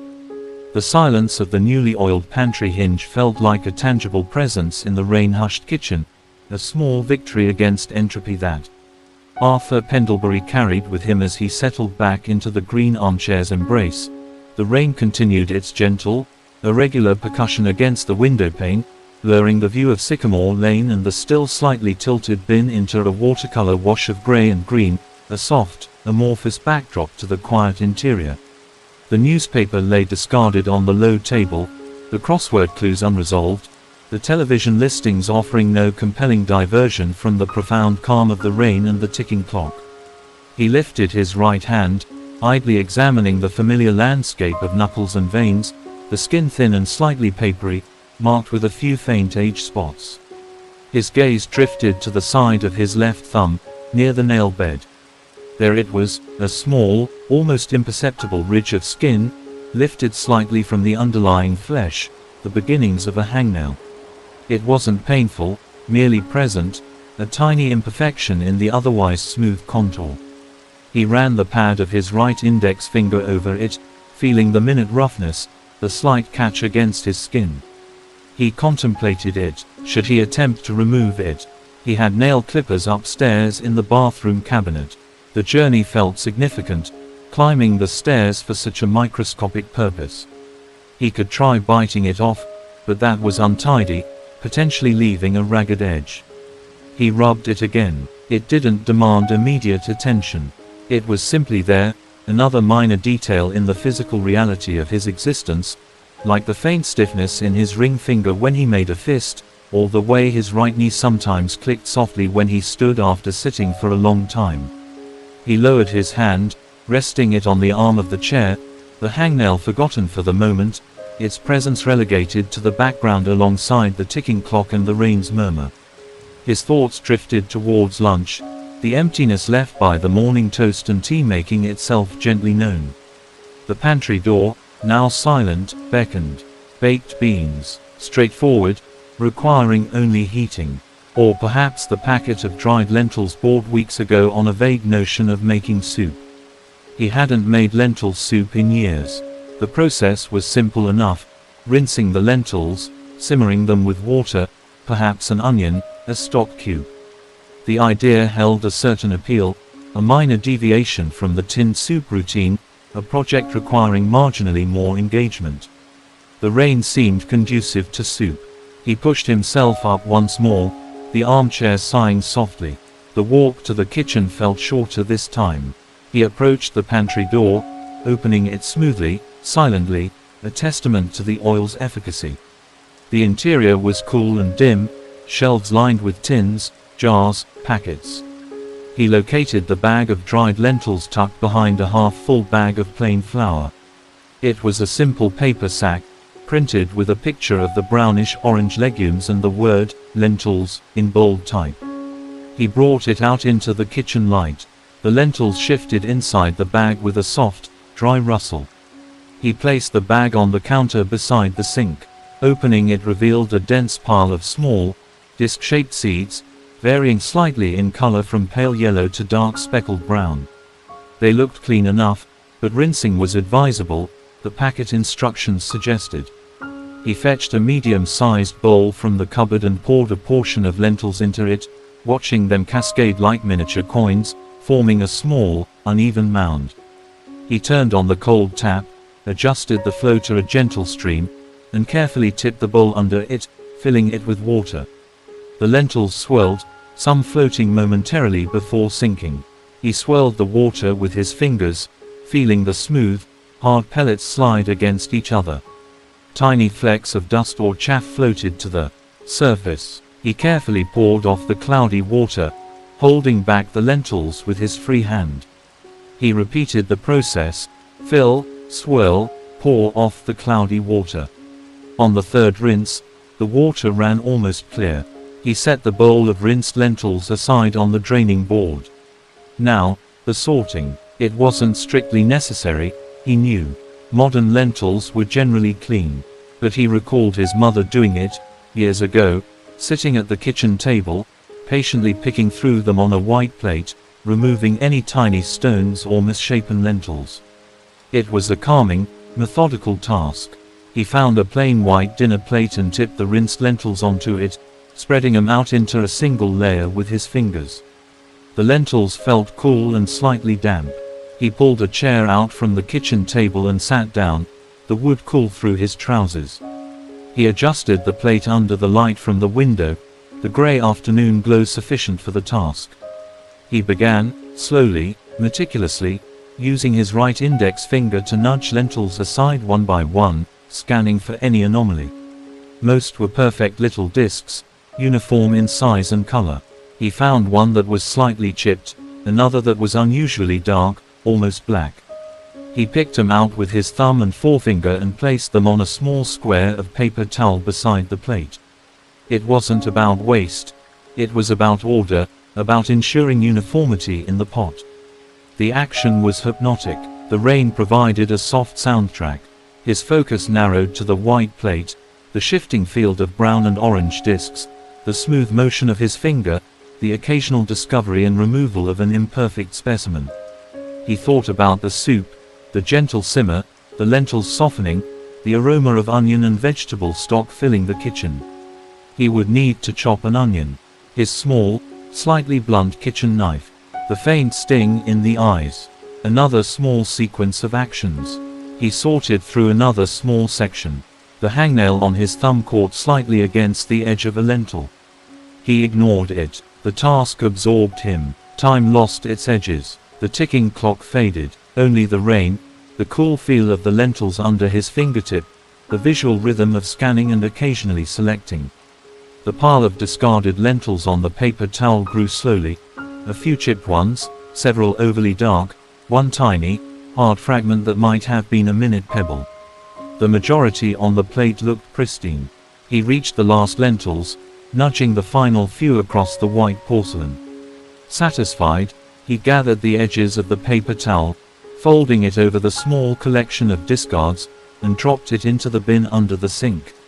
He tipped the sorted lentils from the plate back into the rinsed bowl. They looked ready. The next steps, chopping the onion, heating a little oil in the saucepan, softening the onion, adding the lentils, the water, the crumbled stock cube. But not now. The sorting had been the task for this moment. The cooking could come later, closer to the time when lunch felt truly necessary. He covered the bowl of lentils loosely with a clean tea towel and placed it on the counter near the stove. He washed the plate and his hands at the sink, the cool water soothing. He dried them carefully. The rain had lessened slightly, the pattering becoming more sporadic. He looked out the window. The tilted bin was still there, a dark green smudge in the grey. The hangnail on his thumb felt slightly more prominent now, perhaps irritated by the lentil sorting. He rubbed it absently. He walked back through to the sitting room. His armchair awaited. He sat down. The quiet wrapped around him, deeper now, filled with the scent of damp earth from outside and the faint, clean smell of the rain. The sorted lentils were ready for the next stage. The hangnail could be dealt with later, or perhaps ignored until it resolved itself or demanded more attention. The tilted bin would likely remain until he next needed to wheel it back in, its asymmetry a minor fixture in the landscape. The 80,000 words of Arthur Pendlebury's day continued the quiet accrual, the examination of skin, the sorting of legumes, the listening to rain, the slow return to the chair. Each moment, insignificant in isolation, layered upon the last, building the vast, quiet edifice of an unremarkable life.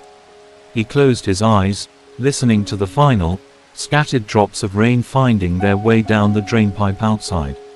The next task, whenever he chose to undertake it, was waiting. For now, there was only the soft grey light, the ticking clock, and the faint, persistent awareness of the small ridge of skin beside his thumbnail, a tiny punctuation mark in the long, unbroken sentence of the afternoon. The lentils sat patiently in their bowl. Dinner preparations could wait. Chapter 11. The persistence of the hangnail and the simmering of soup. The rain had dwindled to nothing more than the occasional heavy drop falling from the sycamore leaves onto the path outside, punctuating the profound silence that had settled back into the house like dust. Arthur Pendlebury sat in the green armchair, the awareness of the small hangnail near the cuticle of his left thumb becoming an insistent, almost magnetic focus for his otherwise drifting attention. the tiny ridge of skin catching faintly against the rough texture of the armchair's worn upholstery every time he shifted his hand minutely, a subtle friction that was neither painful nor ignorable, merely present, a microscopic flaw demanding a microscopic resolution. He lifted his hand again, turning it slightly in the grey afternoon light filtering through the rain-streaked window, examining the offender, a sliver of skin, barely a millimeter long, lifted at one end, pale and dry against the slightly pinker flesh beneath. The nail clippers resided in the small mirrored cabinet above the bathroom sink, a journey of stairs and hallways that felt disproportionately arduous for such a minuscule task. He could fetch them later, or perhaps use the small, sharp scissors he kept in the kitchen drawer for opening packets, though they might be less precise. He rubbed the pad of his right index finger over the hangnail again, feeling the definite catch, the slight resistance. It wouldn't do to pull it, that risked tearing, a small sting, perhaps a bead of blood, an unnecessary escalation. Patience, he thought, or perhaps avoidance. He lowered his hand back to the armrest, consciously placing it palm down to minimize contact. The lentils, covered by the tea towel on the kitchen counter, patiently awaiting transformation. The thought of the soup, its potential warmth, its earthy simplicity, began to nudge aside the hangnail preoccupation. Lunchtime, or something approximating it, was drawing near.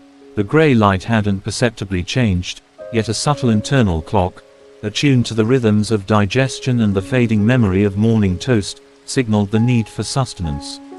He pushed himself up, the familiar creak of the chair and the faint protest in his knees accompanying the movement.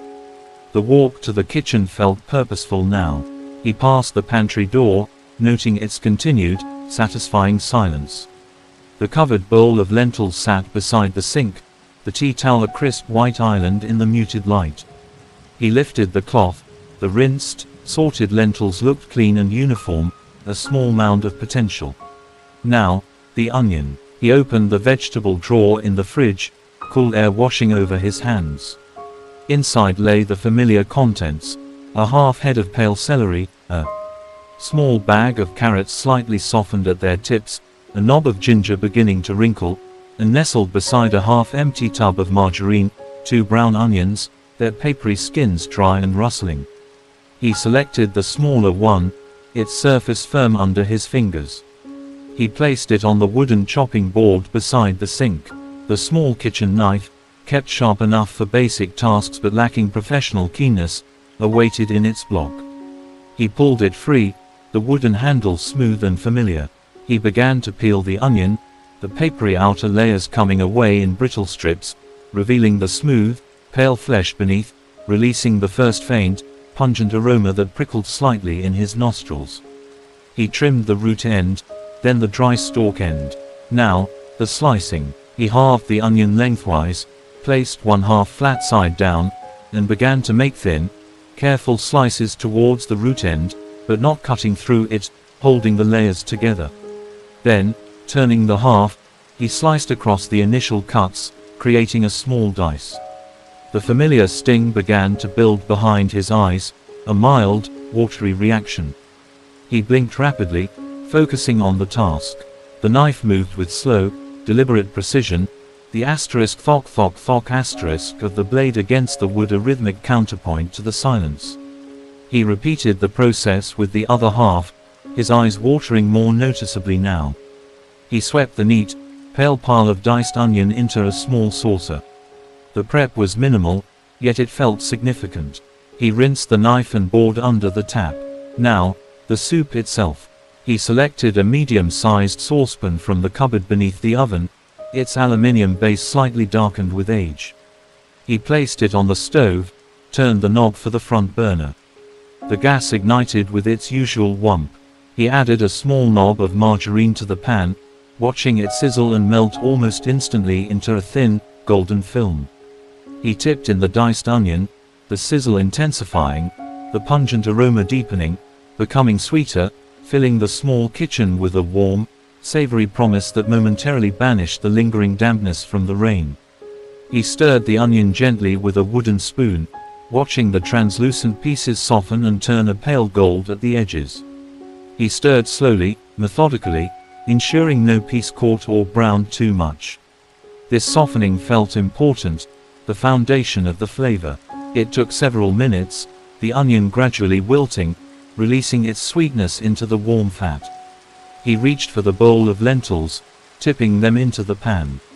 They landed with a soft patter, spreading over the softened onion. He stirred them through, coating each lentil with the glossy fat. The packet instructions called for water or stock. He had a jar of vegetable bouillon powder. He filled the rinsed lentil bowl with cold water from the tap, then added a heaped teaspoon of the pale brown powder, stirring it briskly with a fork until dissolved into a murky, savory liquid. He poured this over the lentils and onions, the water hissing slightly as it hit the hot pan. He added another bowlful of plain water, just covering the lentils by about an inch. He gave everything a slow stir, the wooden spoon scraping the bottom of the pan. He crumbled in half a vegetable stock cube for good measure, watching the small brown fragments dissolve into the simmering liquid.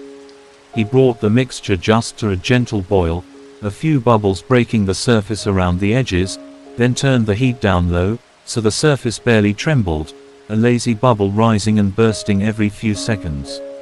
He placed the lid askew on the pan, allowing a small vent for steam. Now, the waiting, the simmer. It would take at least 40 minutes, probably more, for the lentils to soften completely. He set the ceramic chicken timer for 30 minutes as a preliminary check. The rhythmic, almost subliminal ticking began. The rich, earthy smell of cooking lentils and savory onion deepened, permeating the kitchen, a comforting, grounding scent. He wiped his hands on the tea towel. The hangnail caught again, a tiny snag on the fabric. He looked at it. The brief activity, the focus on the onions and the lentils, had pushed it aside, but now, in the lull of simmering, it reasserted itself. He walked to the kitchen drawer where he kept miscellaneous items: string, spare batteries, a tape measure, the packet of sharp, pointed scissors. He pulled them out. They felt cold and precise in his hand. He held his left thumb up to the light from the window, positioning the sharp points of the scissors carefully around the base of the lifted skin tag. A tiny, decisive snip. The minuscule fragment of skin fell away, vanishing onto the countertop. He felt only the briefest absence of pressure, a tiny liberation. He rubbed the spot. It was smooth now. He placed the scissors back in the drawer.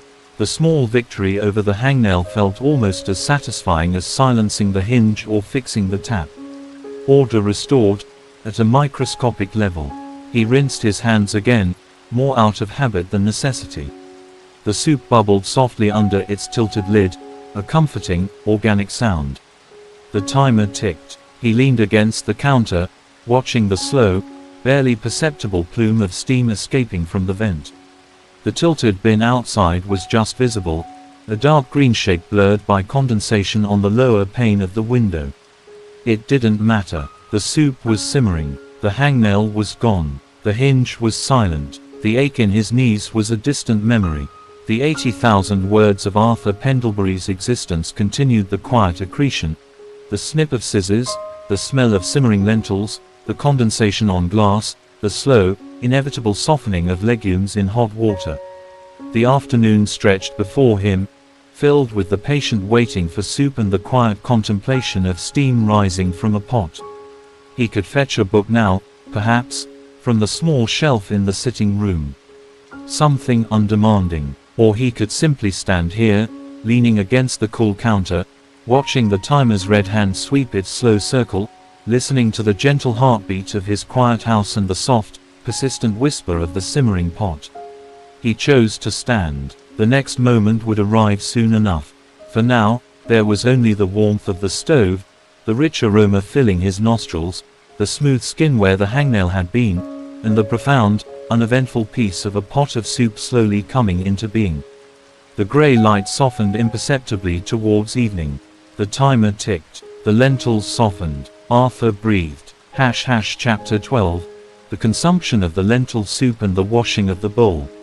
The 30-minute mark arrived with the soft, insistent ping asterisk of the ceramic chicken timer, a sound that seemed to startle the quiet kitchen air rather than Arthur Pendlebury, who had remained standing near the counter, leaning slightly against its cool edge, his gaze drifting between the barely trembling lid of the saucepan and the condensation patterns on the windowpane, his thoughts adrift on the earthy scent saturating the room and the lingering smoothness where the hangnail had been.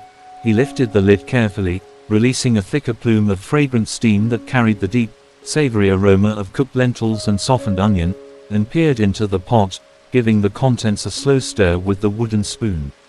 The lentils had swelled considerably, losing their hard disc-like shape and becoming plump, tender pillows suspended in a thick, ochre-colored broth that clung lazily to the spoon. A few lentils had begun to break down, thickening the liquid further. He tested one between his fingers, finding it yielding but not mushy.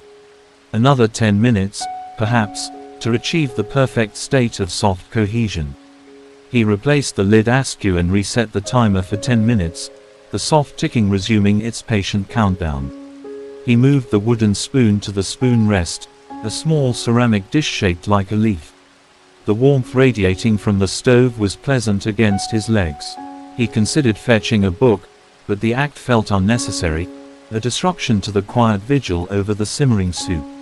Instead, he simply stood, his hands resting lightly on the counter, listening to the almost inaudible sigh of escaping steam, watching the minute vibrations of the saucepan lid, feeling the slow passage of time measured not by the clock but by the gradual transformation within the pot. The timer pinged again, a shorter, sharper sound this time. He lifted the lid once more. The soup had deepened in color, the broth rich and velvety, studded with the soft, fragmented lentils and translucent onion pieces. Perfect. He turned off the gas, the blue flame vanishing with a final soft hiss asterisk, leaving the burner ring glowing faintly red before fading. He stirred the soup gently, admiring its texture. He fetched a plain white bowl from the cupboard, the same one used for sorting the lentils, now clean, and a sturdy soup spoon. Ladling the thick, steaming soup into the bowl required care.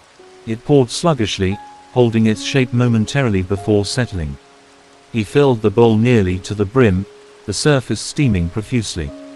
He carried it carefully to the small kitchen table, the heat radiating through the ceramic warming his palms. He sat down on the hard wooden chair. The aroma was intense now, close and comforting, earthy lentils, sweet caramelized onion, savory vegetable stock. He blew gently across a spoonful, watching the steam curl away. The first taste was deeply satisfying, warm, slightly peppery from the lentils themselves, rich with the savory depth of the stock and the sweetness of the softened onion, the texture smooth with just the right amount of soft, yielding lentil pieces. He ate slowly, methodically, each spoonful deliberate, savoring the warmth spreading through him, the simple pleasure of a meal made from scratch, however basic. The silence of the house was absolute save for the soft scrape of the spoon against the bowl and his own measured chewing. He thought of nothing beyond the next spoonful, the heat, the flavor, the texture. The gray light outside seemed to dim further as he ate, the afternoon deepening towards evening. He finished the last spoonful, scraping the bowl clean, the ceramic yielding a faint, high-pitched sound. The warmth lingered in his stomach, a comfortable fullness. He sat for a moment, the empty bowl before him, contemplating the residue clinging to the sides. The washing up awaited, the saucepan, the wooden spoon, the bowl, the spoon, the chopping board, the knife. He rose, carrying the bowl to the sink. He filled the basin with hot water, adding a generous squirt of washing up liquid, watching the bubbles foam up thick and white. He began with the saucepan, the most significant item. The bottom and sides were coated with a thin film of dried lentil starch, requiring a few moments of scrubbing with the washing up brush. He rinsed it under the hot tap, watching the clear water sheet off the aluminium, then placed it upside down on the draining board. Next, the wooden spoon, rinsed clean of any clinging soup. Then the bowl and soup spoon, easily cleaned. Finally, the chopping board and knife, both bearing traces of onion. He washed them meticulously, rinsing away the faint pungency. He placed each item on the draining rack beside the saucepan. The task was simple, rhythmic, a natural conclusion to the cooking and eating process. He dried his hands on the slightly damp tea towel. The kitchen was warm still from the stove and the steam of washing up, smelling faintly of lemon detergent and the ghost of lentil soup. He looked out the window. The tilted bin was a dark silhouette against the twilight. He should probably wheel it back in before full dark. But not yet. He felt the pleasant lethargy that follows a warm meal. He walked slowly back to the sitting room. The armchair welcomed him with its familiar shape and scent. He sat down, the springs sighing softly. The room was dim now, the orange street lamp outside casting its glow through the window, illuminating motes of dust dancing in its beam. The electric clock ticked steadily. The profound quiet of the house settled around him, deeper than before, filled with the residual warmth of the soup and the completion of the day's small cycle, the repair, the sorting, the cooking, the eating, the cleaning. The ache in his knees was a distant memory, the hangnail gone, the hinge silent, the bin emptied and now waiting, slightly askew, to be retrieved. The 80,000 words of Arthur Pendlebury's existence added another quiet chapter. The steam rising from a bowl, the scrape of a spoon, the scent of soap and lentils, the warmth in the belly, the settling into the chair as dusk finally claimed the garden and the tilted bin faded into the gathering gloom outside. He closed his eyes, not needing sleep yet, but resting deeply within the comfortable exhaustion of a day filled with the profound significance of insignificant things. The next task, retrieving the bin, could wait for the cool air of full evening. For now, there was only the soft orange light, the ticking clock, the faint memory of earthy warmth on his tongue, and the immense, unremarkable piece of a soup bowl washed and draining, and a life lived one quiet, deliberate moment at a time. The street lamp buzzed faintly. A car passed on a distant road. Arthur breathed in, breathed out. The night gathered itself slowly beyond the glass. Chapter 13. The retrieval of the bin and the preparation for sleep.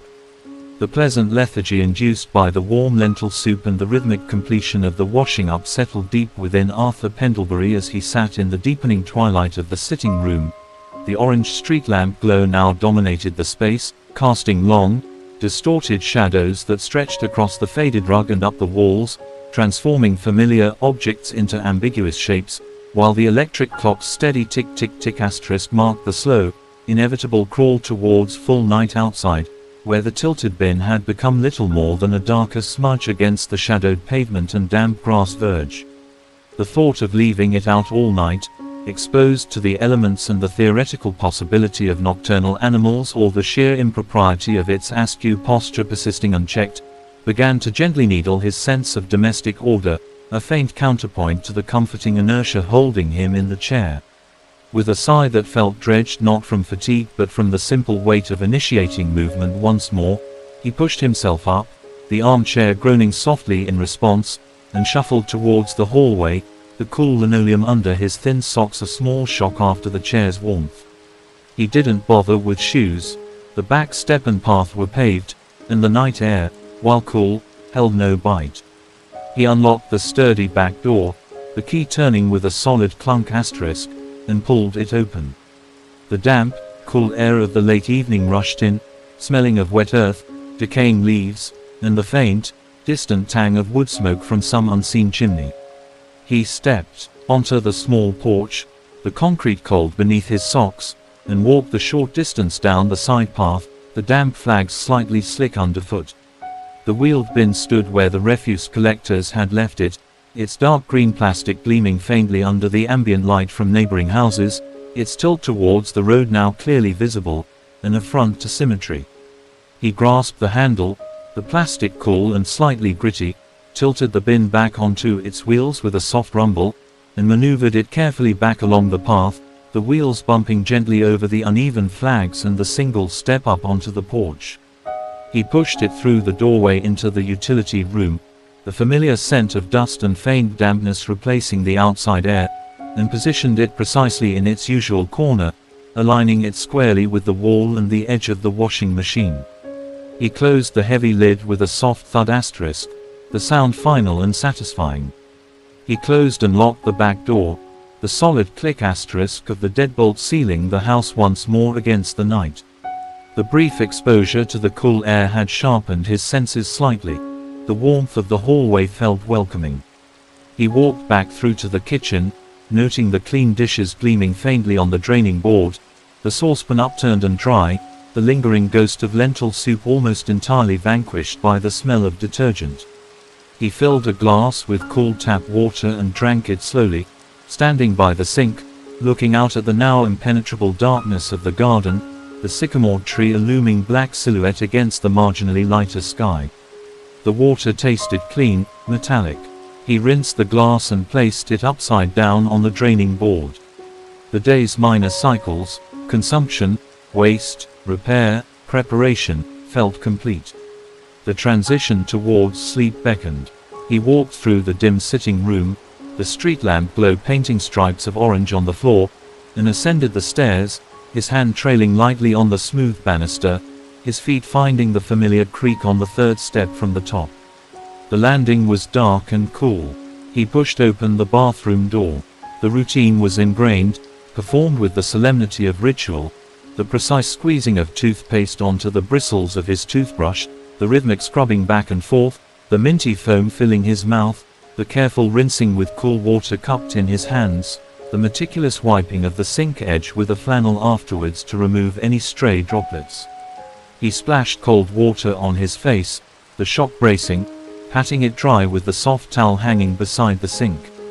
He looked at his reflection in the small, steamed mirror, the pale face, the thinning grey hair slightly disheveled, the eyes a faded blue, holding an expression of quiet resignation or perhaps simple neutrality. He smoothed his hair down with damp hands. Back in the bedroom, the air was cool. He undressed methodically, folding his cardigan neatly over the back of the chair, placing his trousers carefully on the seat, draping his shirt over the trousers, folding his socks inside out and tucking them into his waiting shoes by the wardrobe. He pulled on his pajamas, thin, striped cotton, slightly worn soft at the elbows and knees, the familiar fabric cool against his skin. He drew back the quilted bedspread and the sheets beneath, the linen crisp and cool. He slid into bed, the mattress yielding slightly under his weight, the springs sighing softly. He pulled the sheets and blankets up to his chest, arranging them precisely. He lay on his back, staring up at the familiar cracks in the ceiling plaster, barely visible in the gloom, their branching patterns known by heart. The house settled around him with a series of small, familiar sounds. The faint groan of a pipe somewhere in the walls, the almost inaudible hum of the refrigerator downstairs, the distant, rhythmic tick-tick-tick asterisk of the sitting room clock drifting faintly up the stairs. Outside, an owl hooted, a low, mournful sound surprisingly close, perhaps in the sycamore tree. A car passed on Chestnut Avenue, its engine noise a brief, low growl that faded quickly. The silence returned, deeper now, profound. Arthur closed his eyes. The events of the day, the bin retrieval, the sorting of lentils, the simmering soup, the consumption, the washing up, the final retrieval of the bin, the teeth brushing, replayed in his mind, not as a narrative, but as a series of sensory impressions, the cool grit of the bin handle, the dry rustle of lentils, the rich smell of simmering soup, the warmth of the bowl in his hands, the smoothness where the hangnail had been, the cold water on his face, the crispness of the sheets. They were the 80,000 words of his existence, each moment insignificant, yet together forming the vast, quiet tapestry of his life. There was no grand meaning, no unresolved tension, only the slow, steady accumulation of practiced routines and minor completions. The owl hooted again, farther away this time. The faint tick of the clock continued its metronomic beat. Arthur's breathing deepened, slowed. The ache in his knees was gone. The tilted bin was squared away. The hinge was silent. The tap no longer dripped. The lentils were consumed. The hangnail was removed. The bowl was washed. The day was done. He drifted, not towards sleep, but into a state of profound, quiet suspension, where the boundaries between thought and sensation blurred, and the only reality was the cool linen against his skin, the weight of the blankets, the rhythm of his breath, and the immense, comforting silence of the house holding him in its uneventful embrace. The next day, Wednesday, would arrive with its own small tasks, its own minor rhythms. But for now, there was only the dark, the quiet, the faint ticking, and the slow, inevitable surrender to the deep, unremarkable peace of the night.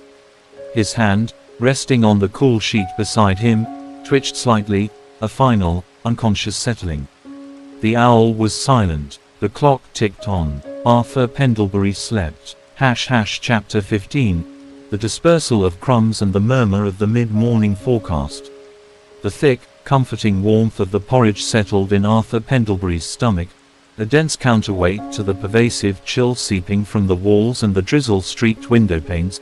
He ate with deliberate slowness, each spoonful requiring careful blowing to cool the steaming mass before it touched his tongue, the bland, creamy texture a canvas for the faint sweetness of the oats themselves and the richer undertone of the milk, a simple sustenance perfectly suited to the damp, grey Wednesday unfolding beyond his kitchen window.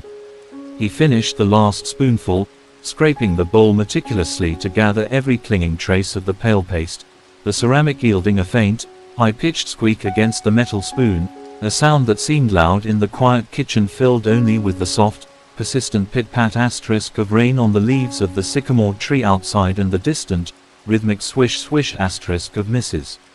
Gable's broom on her damp concrete path, a sound that had resumed after a brief hiatus, a testament to her unwavering resolve. He placed the empty bowl and spoon on the table beside his half-finished mug of tea, now lukewarm.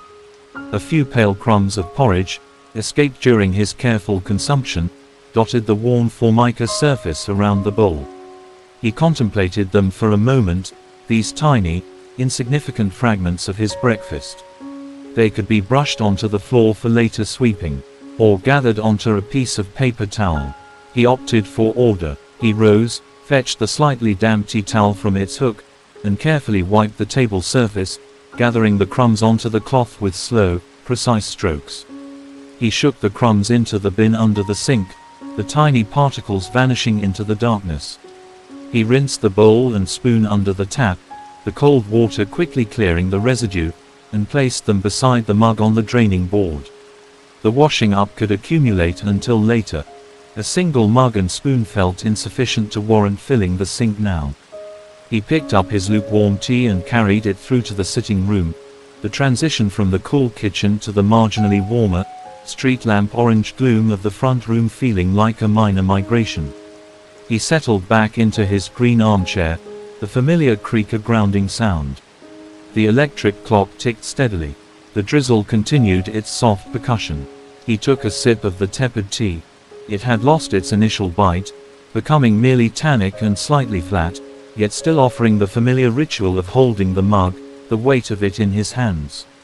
His gaze drifted to the old, portable radio still sitting on the shelf beneath the window, its brown plastic casing scratched but familiar. The local station's mid-morning forecast would be soon. He often found the measured cadence of the weather presenter's voice, detailing fronts and isobars with calm authority, strangely soothing, a structured narrative imposed upon the amorphous grey outside. He reached over, switched the radio on. A low hum filled the speaker, followed by a crackle of static as he carefully turned the stiff tuning dial, seeking the familiar frequency. He found it nestled between bursts of white noise, the tail end of a phone in discussion about potholes on the B road towards Market Harborough. A woman's voice, sharp with indignation, detailed the suspension damage to her hatchback. Arthur listened, absorbing the details without engagement, the specifics of her grievance as distant as the road itself. The presenter, a man with a voice like polished pebbles, smooth and rounded, interjected with practiced neutrality, promising to escalate the issue before smoothly transitioning. And now, turning to the weather for our region, here's Derek with the forecast. A brief electronic jingle, then a new voice, deeper, slower, imbued with the gravitas of atmospheric pressure. Good morning. A persistent band of drizzle continues to affect much of the county this Wednesday morning.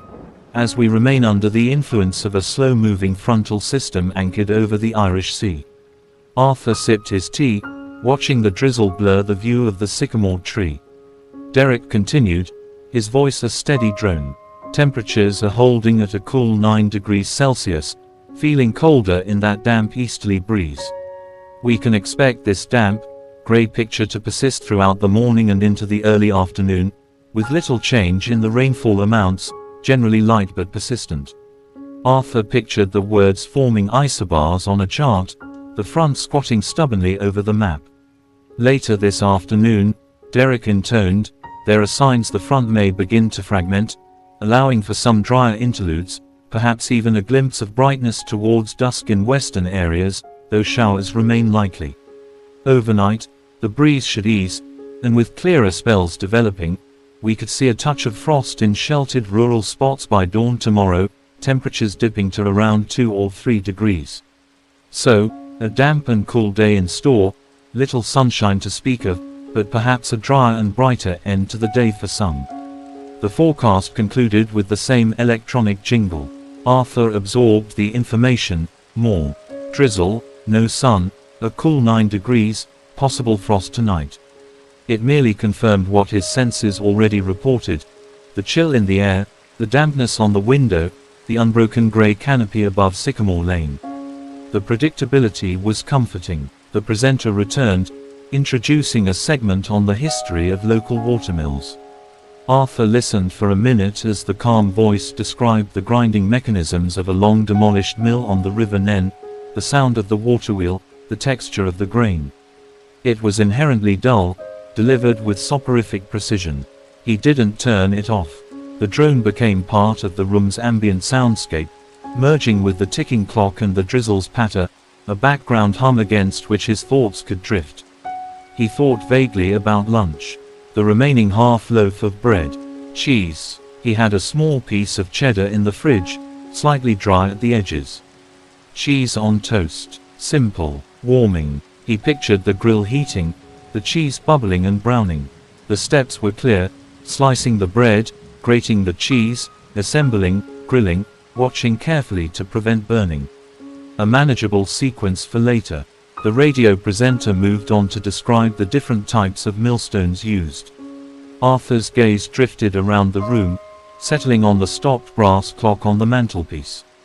3:10. Forever. He thought about the reliable electric clock on the wall. Its ticking was constant, dependable. He didn't need the brass clock to function. Its purpose was ornamental, a relic. Yet, the frozen hands held a peculiar fascination, a fixed point in the flowing stream of time marked by the electric clock and the turning of days. The drizzle seemed to lessen slightly, the pit-pat asterisk becoming more sporadic, individual drops hitting the windowpane with distinct, heavier plops. Derek's forecast hinted at fragmentation. Perhaps it was beginning. Arthur finished the last of his lukewarm tea, the dregs slightly bitter. He placed the empty mug on the low table. The radio droned on about millwrights and their tools. The 80,000 words of Arthur Pendlebury's Wednesday morning accumulated. The warmth of porridge, the dispersal of crumbs, the murmur of atmospheric pressure, the contemplation of cheese, the stopped hands, the slowing rain. The quiet rhythm of his existence held, undisturbed. He didn't rise immediately. He sat, listening to the slowing rain, the ticking clock, the radio's dry history lesson, the faint, fading echo of Mrs. Gable's sweeping finally ceasing. The day stretched ahead, damp and quiet, filled with the potential for small, indoor tasks and the simple act of waiting for the drizzle to cease, for the cheese to melt, for the next quiet moment to unfold. The grey light held steady. He closed his eyes for a moment, not to sleep, but to listen more closely to the sounds of his quiet house and the softening rain outside, the world reduced to the familiar dimensions of his armchair, the ticking clock, and the slow, uneventful passage of another unremarkable hour.